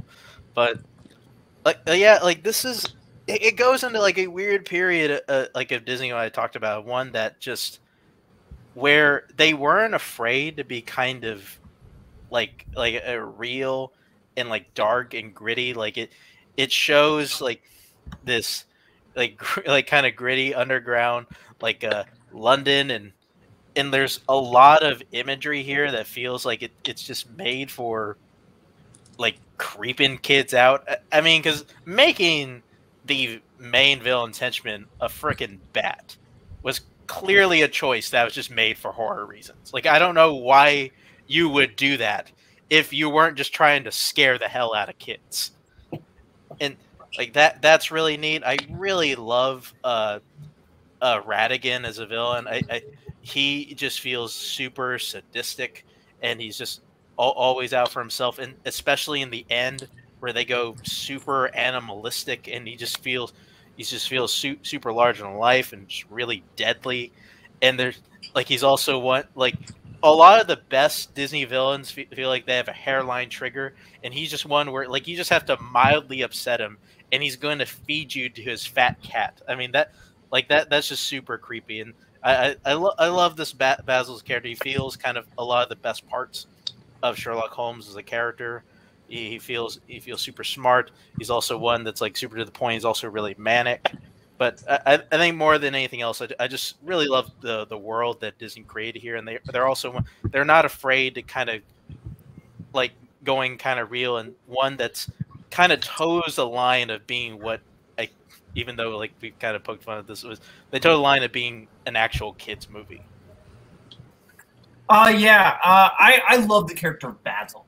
I think Basil is like one of my favorite Disney protagonists. I think just the quickness and the kind of timing of the animation really helps that character become memorable. On Radigan, just so much fun. World's Greatest Criminal Mind is like maybe the most underrated Disney villain song. That's so much fun. And yeah, no, this movie is just a really fun adventure film. This is an excellent pick. I'm glad that this movie, because from what I understand, like when it came out in theaters, this film did not do great, did okay. I'm glad now it feels like a lot more people are appreciating this again. Because, yeah, I love this film. It's a film that took me a little bit to love it. First time I thought, I was like, yeah, this is fine. It's Sherlock Holmes but a mouse. But the most recent rewatch, just the timing on some of the animation is just really well done. And I love the Big Ben fight at the end. I think the scope of that, I love the aesthetics of 2D animation mixed with 3D animation. And I think this was maybe Disney's first time doing that with the Big Ben scene, and I think that works. Yeah, excellent film. Everyone else on Great Mouse Detective? I think it's a bit much to be like, this movie is dark, like Radigan is so dark and evil and like I guess kind of. I mean, his plan is also insane, making a robot version of the mouse of a queen to rule England, but it's like the mouse England. The mythology of this movie is like fucking crazy. First of all, I think this is like a perfectly cool movie. Like it's, I guess I just don't understand the like this is like a masterpiece, one of the great Disney movies of all time kind of thing. It's like super fun. You know, I like a lot of the characters. I think that again, like the music is fun, and Vincent Price is really great in this. But yeah, it's kind of slight to me, honestly, and especially in the middle, it gets kind of like lost. The weird scene where they go to that bar is like very strange, and I don't really know what to make of that. But I think it's cool, and like in this period of Disney, like I do admire the kind of the ways that like the lengths they had to go to make this movie, and like if you read the behind the scenes stuff, it's really like kind of insane, like the process of making it. But to me, it's just like it's a fun time. I can't fathom this as like, you know, one spot above Spirited Away and like one of the great animated films of all time. That's kind of wild, but you know, love you, Mark, but I don't see it. Yeah, no, I agree. This movie's really good. I think that it was one that was kind of underrated among Disney's Pantheon for a while, but I think it's gotten its due. It's done really well since home release. I love Vincent Price. It's definitely in my top 20 of Disney animated movies, but had to cut it for this list. But you know, I don't hate the pick. I think it's probably the best movie from the 80s from Disney, but I don't know if that's saying much. I do have it on my. I think it's in my oh wow, above Little Mermaid. Wow. The decade that almost killed the studio. Yes, that probably is one of the best. I think it's like 21, 22, something like that on my list. I really enjoy it. I think it's a very good movie, but I don't know. It's not that much memorable. All right. So yeah. That's everyone on Great Mouse Detective, right? Yeah. Nazario's 12. Oh, we're at Nazario's 12. Stay with Disney. This is Pinocchio. No, that was a Yikes from earlier, I want to say. Right. That was mine, yeah. This movie, feels very timeless for a movie that came out this early. I think this is the third one. After is Fantasia the second one or the third? I always confuse those two. No, Fantasia's Second. after this, I think. Yeah, and this is So this is the second one that they ever made from 1940. I love the story of Pinocchio. I've always have. I think it's a good fable about how you can become a good kid just by following the basic morals of life, and how you have to go through the process of making mistakes so you can learn and you can grow. I also like that it is very, very dark for a Disney movie about trying to stay true to the source material. Especially the scenes where he gets caught by Stromboli as a living puppet, and he's just going to get into a cage for the rest of his life. And even though after he does that, he still gets easily distracted or tempted by the promise of having fun. The whole thing in Pleasure Island is like I was a child when I watched that, and I was like, yeah, nope, you do not go away from your parents, and you do not think you're having fun, because you're gonna turn into a freaking donkey, and they're gonna fucking make you work in a mine. It's effective, it's scary. I love the characters. Honest John and Gideon are memorable. I really like Lampwick as the sacrificial lamb for the narration of the story. And obviously, it's very memorable the way they did Monstro at the end of the film. The movie, it's a little short, but I think that also works in its favor because it doesn't feel like it overstays its welcome. But the animation is so timeless, so crisp, that I watched this in the 80s and I couldn't tell you this movie was already 40 years old. To this day, that movie looks beautiful. Yeah, and I agree a lot. This movie is one that's gonna, like a lot of like classic variables. This one that's just it's never gonna really date. I mean, it'll look like older, but it's not gonna date it. Like with the themes and the ideas are still gonna resonate with a young audience. And I think what it is because Pinocchio is very identifiable to kids. Like you do see, as a young kid, you do see a lot of yourself in this character. Like he's someone who gets manipulated a lot. Like he lies to cover his own ass. I think that a kid can see a lot of themselves in that.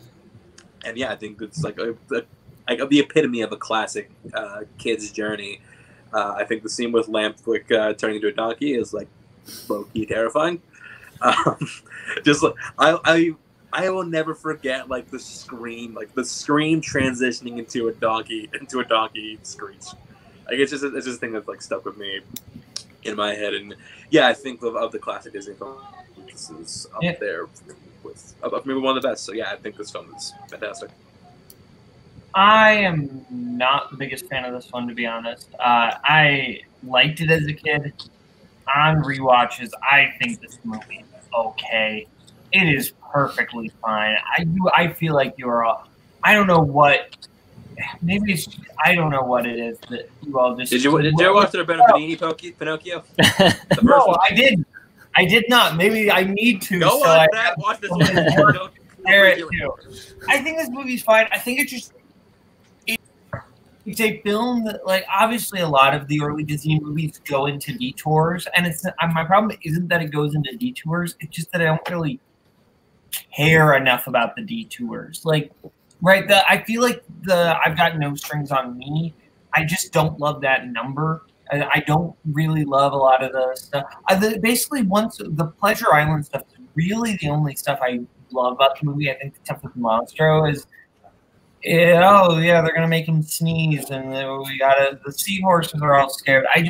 There's nothing I really latch on to besides some of the freaky, scary elements. Stromboli also freaked me out as a kid, but like overall, like I think the movie is fine. I don't get why it's like considered like top tier Disney. I think having this at 12 is insane, especially over like. Well, what else did you have? Like you had a lot, like Alice in Wonderland, and you've had like a lot better movies. That's the one I can think of off the top of my head. Like he's had better movies below this. Everyone else, something okay. This is actually, I mean, I almost never do this, but this is one I did actually forget when making this part of the list. I think it might have been in contention for me. I really like this a lot. I like the kind of scary, monstrous imagery. I think in general, when animated movies kind of play with like sort of like the way the human body can change, it's scary in a way that I think is interesting. That's kind of what like Spirited Away does interestingly, is like when your body's changing and morphing, it's like this terrifying concept of like you can become a donkey or whatever. Like, it's about growing up, right? It's the fear of becoming an adult and your voice changing, all that stuff. And this captures that really well. I just love how imaginative this world is, and how it can change kind of on a dime. Yeah, it's probably my favorite like classic Disney animated movie of this era, and it's just it's a ton of fun. It's again, I like movies that are kind of like nightmare fuely, as you'll see with my next pick, I think. But yeah, it's a wild one, but a fun one. To be honest, as a kid, I watched that live action Jonathan Taylor Thomas one way more, which is super creepy, way more creepy than his animated one, which it's kind of turned me off from watching this movie in general. So I have not got back to this one in quite a long time. So yeah. The lack of logic in Alice in Wonderland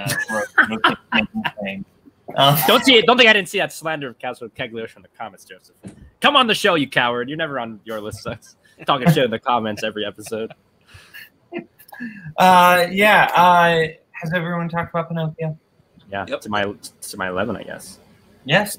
So my number 11 is the character with the most drip in any animated movie of all time. Yeah, it's Akira. Canada has the dopest outfit ever, I swear to God. This movie is fucking wild. And it is like, to me, this is some of the best like purely visual animation you will ever see. When you see the scenes in the city where each panel on the windows of the cities are like specifically and like artfully rendered and animated, the way that the light on the light cycles like follows as they drive past the camera, that stuff is like fucking incredible and like blows my mind every time. The score is amazing. I love the chanting that you can hear, the Tetsuo Kaneda. That stuff is incredible too.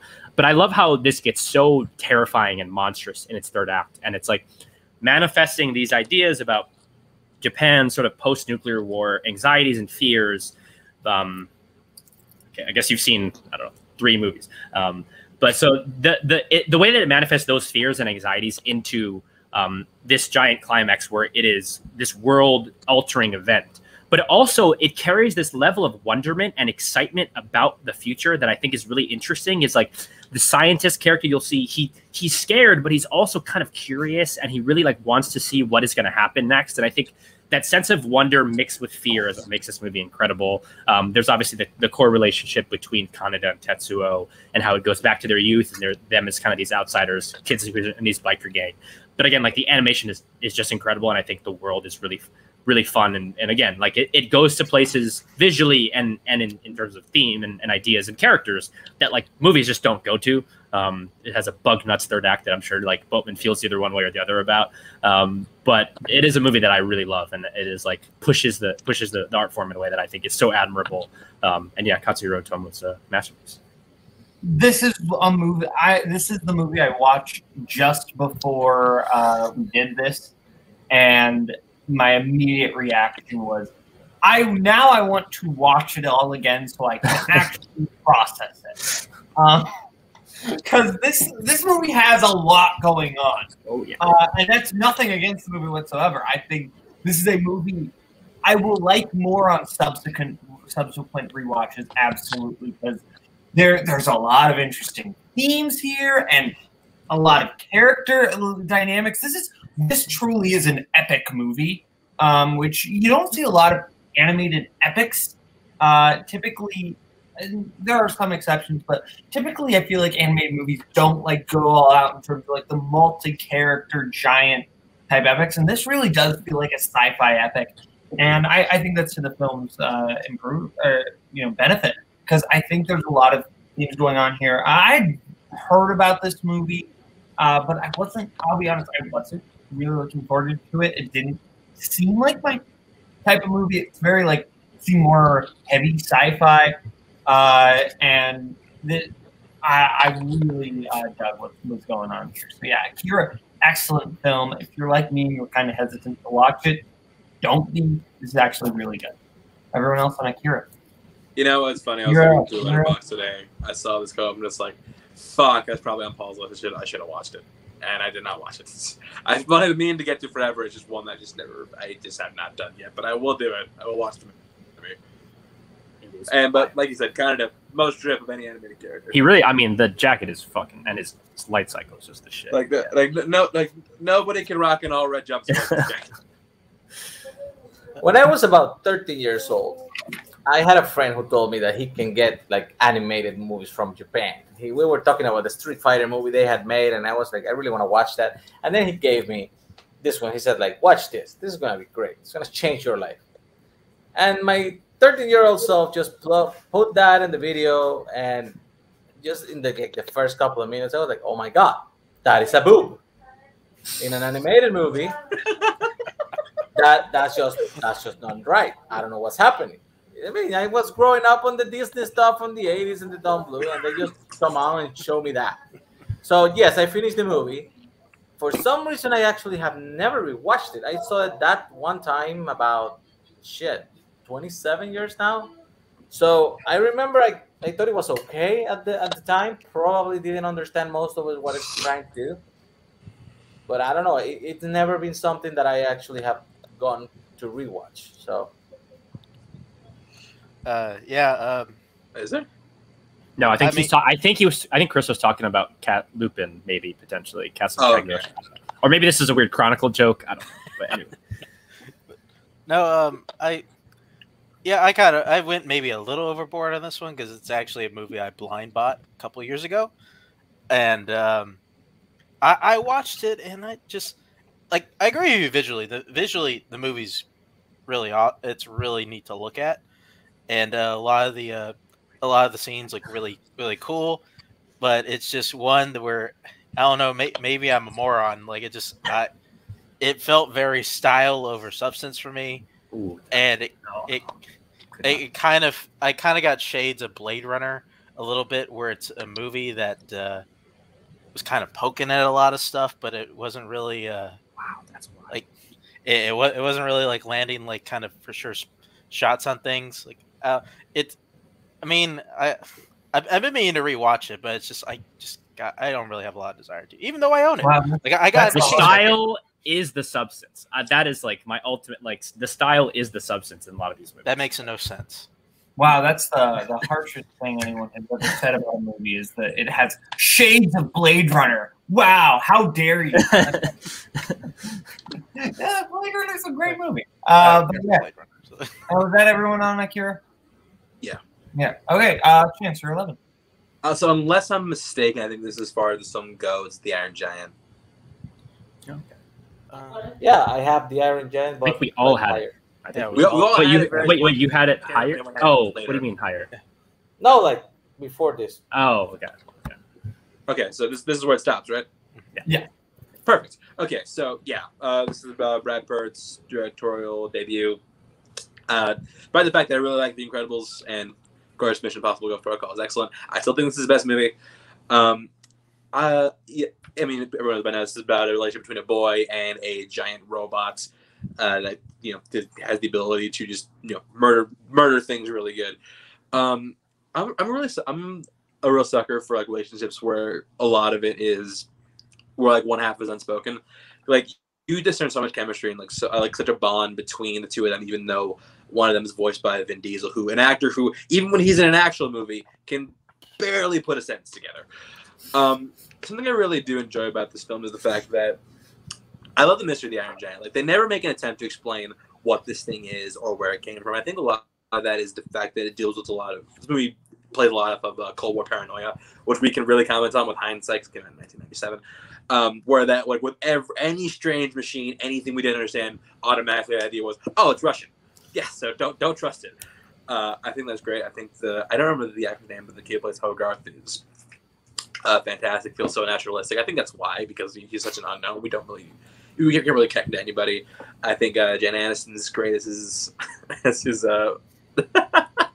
That's true. I have to let all you mutes out there. You know where to find me. Yeah, so I think that Jen Aniston is great as his mom. Christopher McDonald playing the character he would make a career off of playing this time animation, and yeah, the ending in which the Iron Giant is just a character who you just find so endearing. He just so desperately wants to do good. The fact that he has that choice, and in the end where he chooses to be the good guy, he chooses to be the hero.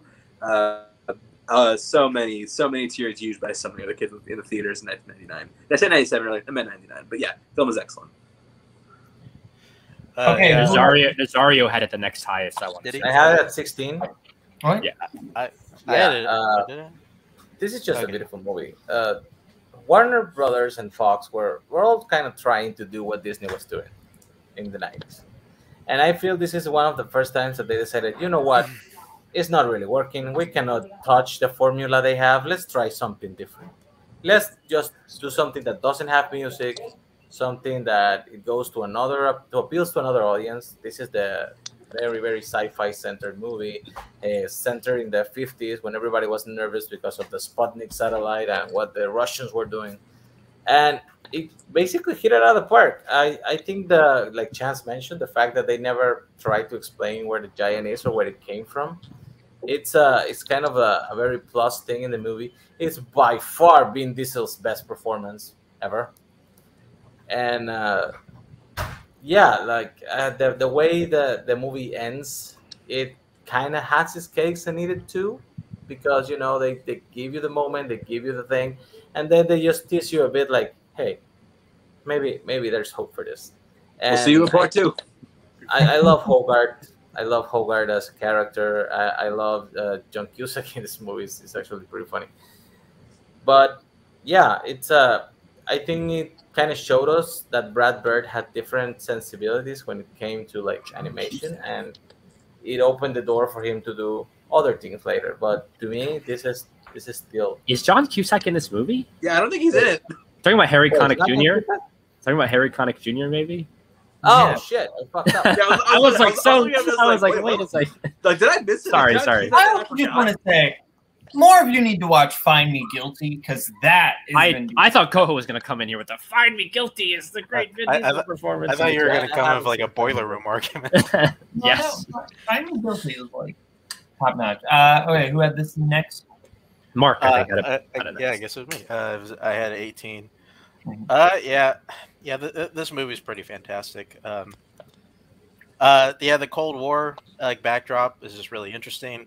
Like as you say, we don't really know where the machine came from. Really plays into the theme of Cold War, which is really neat. And like I kind of like how they kind of play on the boy and his dog, when really it's like a boy and his younger boy, because he's kind of teaching like this giant robot about life and kind of what it means to kind of cherish life and kind of make him make this giant see himself as a kind of give him some humanity and less as a weapon, and kind of what people more less of what people perceive him as.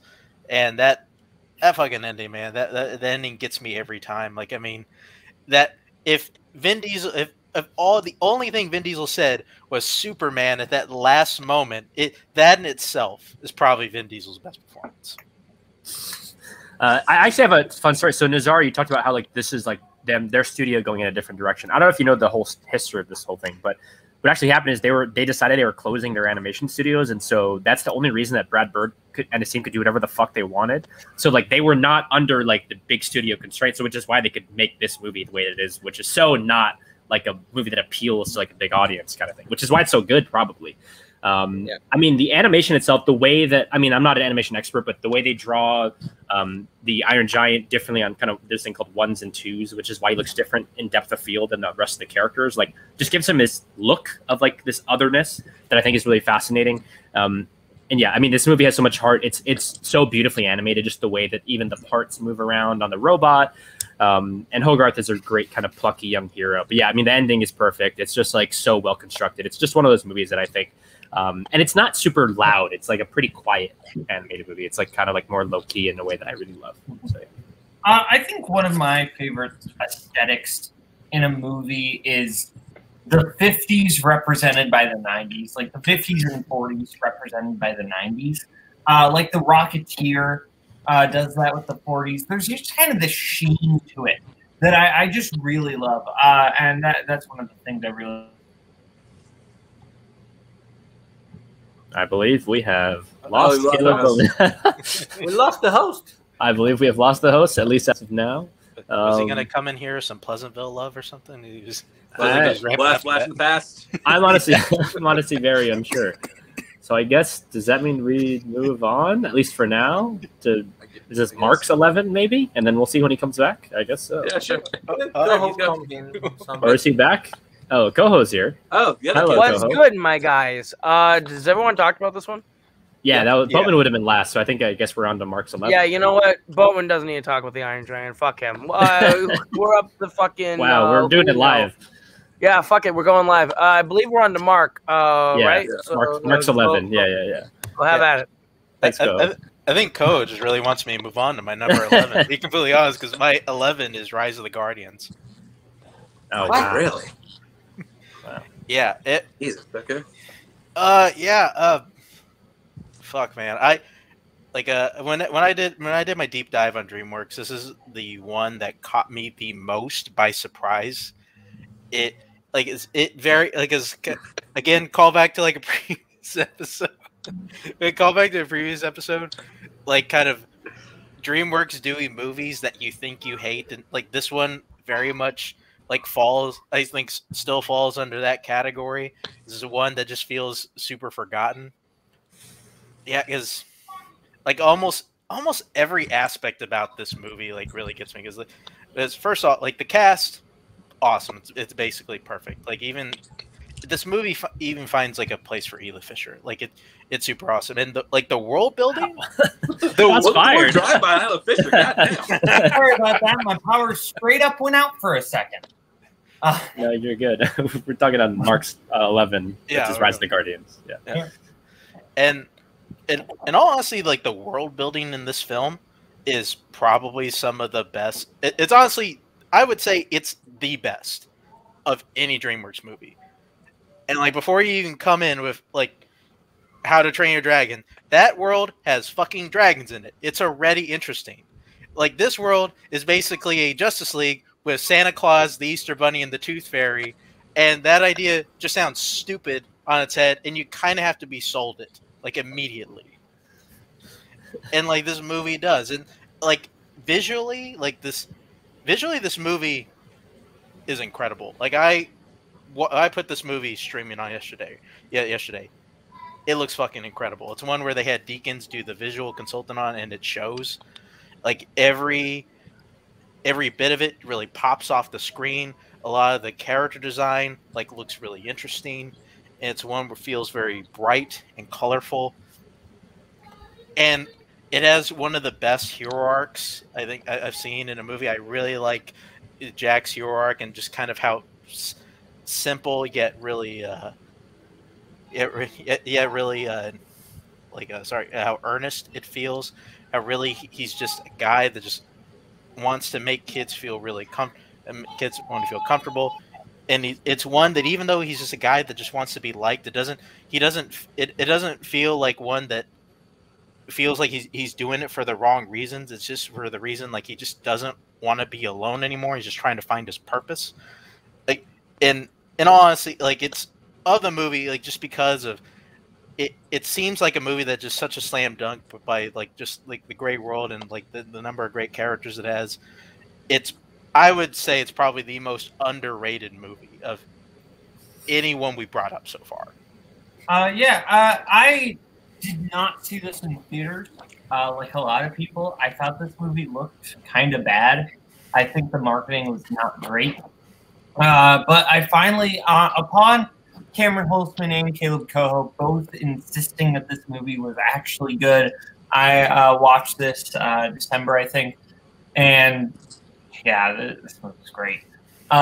It's ultimately just a really fascinating way that they find a use for a lot of these things. Like there's a whole, like you're saying, the world building is great because there's a lot of lore going on here that really works.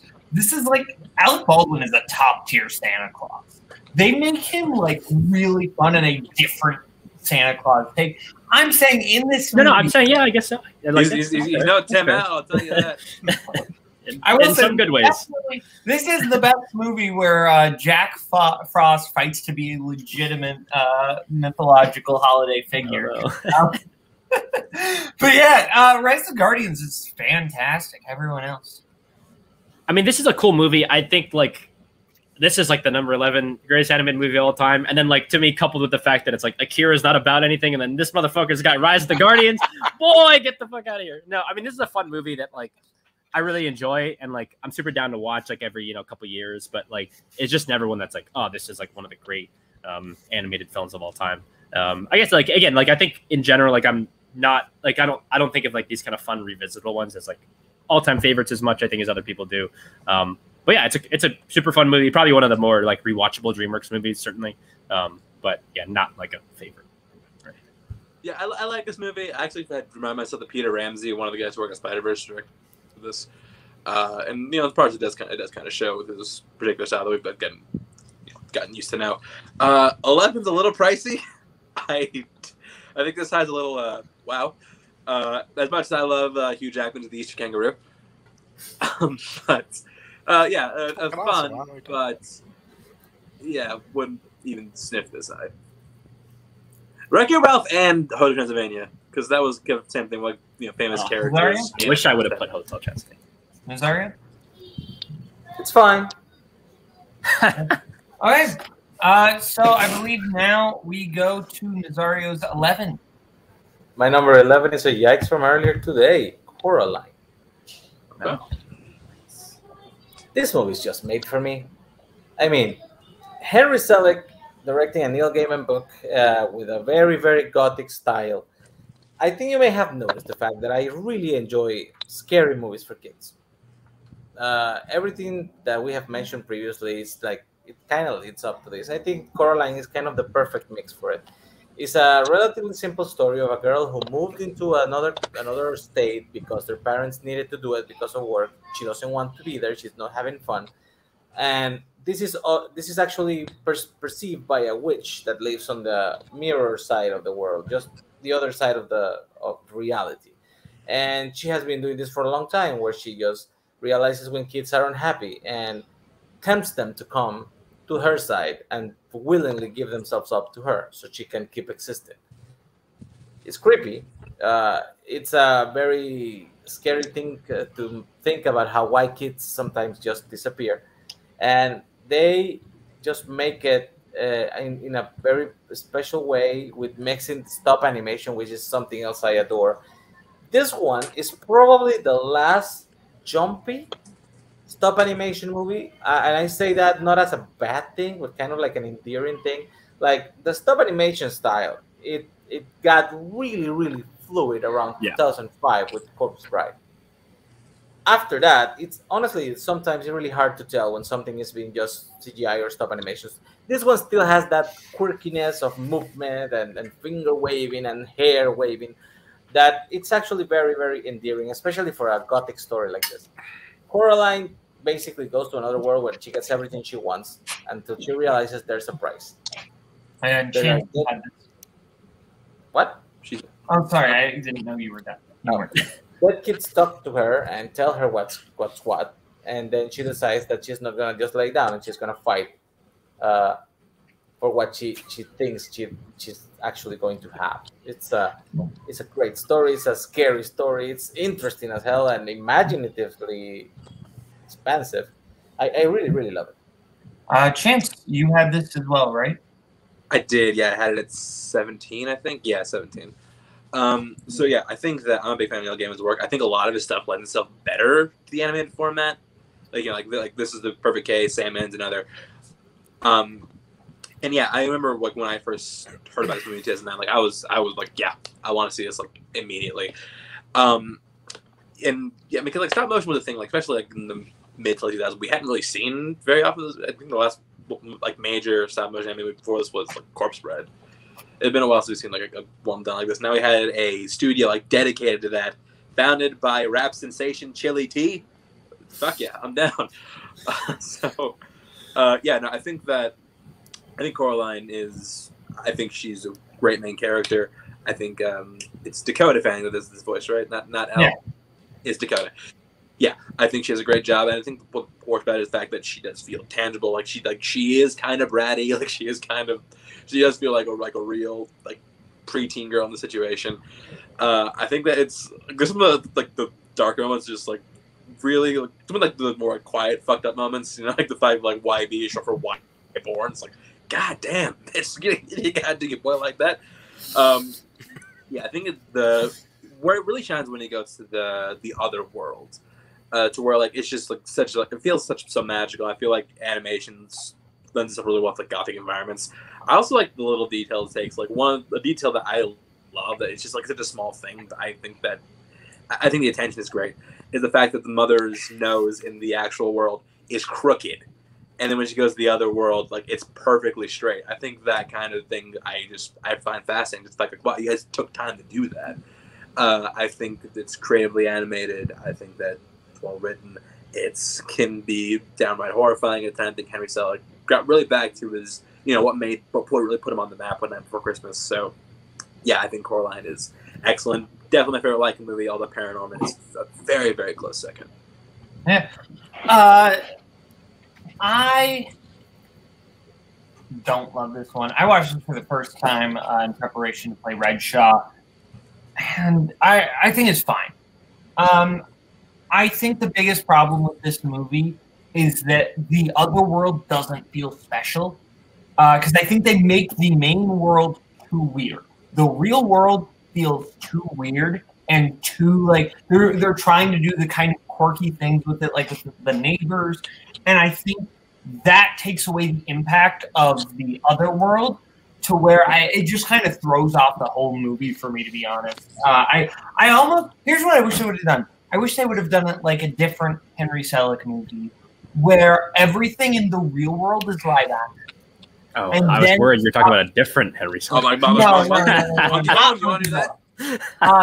But have everything in the real world be live action, and then when you go to the other world, then that's when you go stop motion. I would dig that. I think that would have more impact. I just think as it is, the other world doesn't have the impact. I will say I love the scene where Coraline is looking for the eyes. That sequence is all great. And shout out to my mom, because when I was 9, I wanted to see this movie, and she said no, Caleb.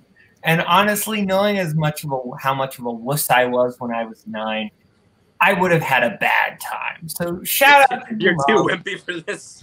It gets freaky. Come on, give me a break. That's fair. I was 9. I'm good. Like it is fine when he's loving it. You're a really wimpy kid. I get it. So it's fine. Greg Heffley over here. Great. Let's say Greg Heffley. All right. I guess Bowman's back. Never mind. I thought we lost him again. No, I mean, I will say I agree with a lot of what was said. Yes, shout out to Boatman's mom. I definitely agree with that one. No, I mean, I think this is my favorite Leica movie too. I think it embraces the darkness of its source material in a way that I think is really fun.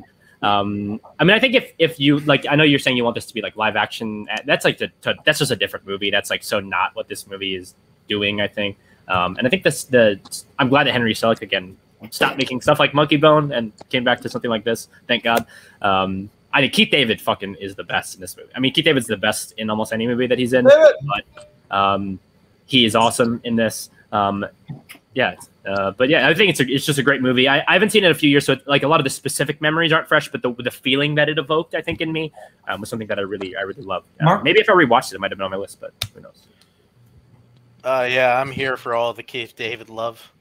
I do like this movie. It's also another Leica movie I've only seen once, and I liked it quite a bit. It's not one I revisited, so it's not one that's super fresh in the head.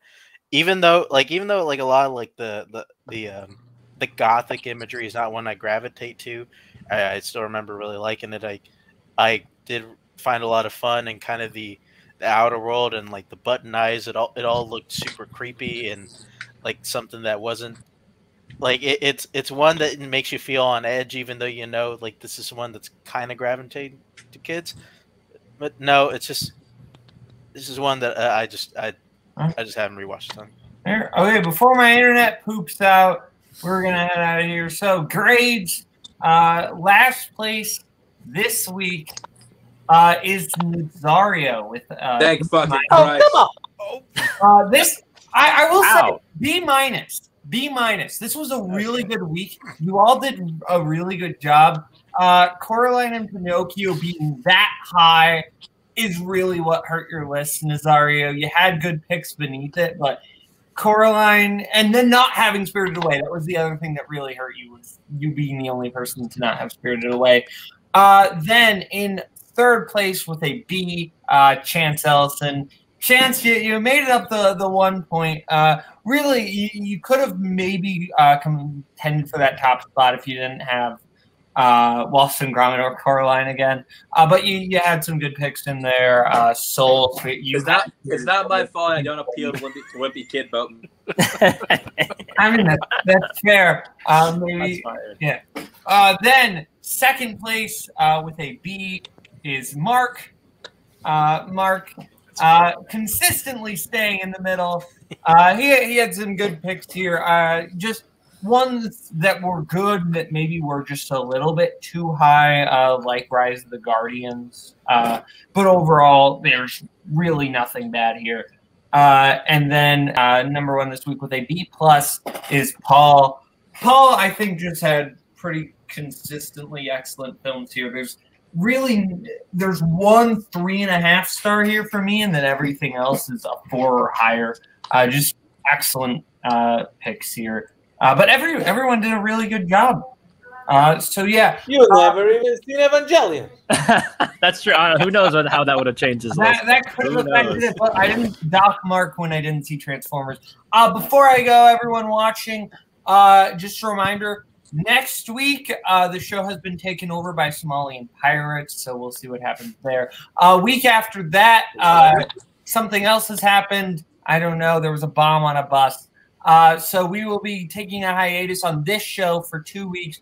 We will be back on the 8th of September. I told you all about this. I must have forgotten. I thought we were coming back the 1st. I cannot do the 8th. Uh-oh, we'll talk about that later. Bye, everybody. Have a good one. Thanks for watching. I know it was you, Fredo. You broke my heart. You're not going to intimidate me. I'm entitled to my opinion. Now what will it be?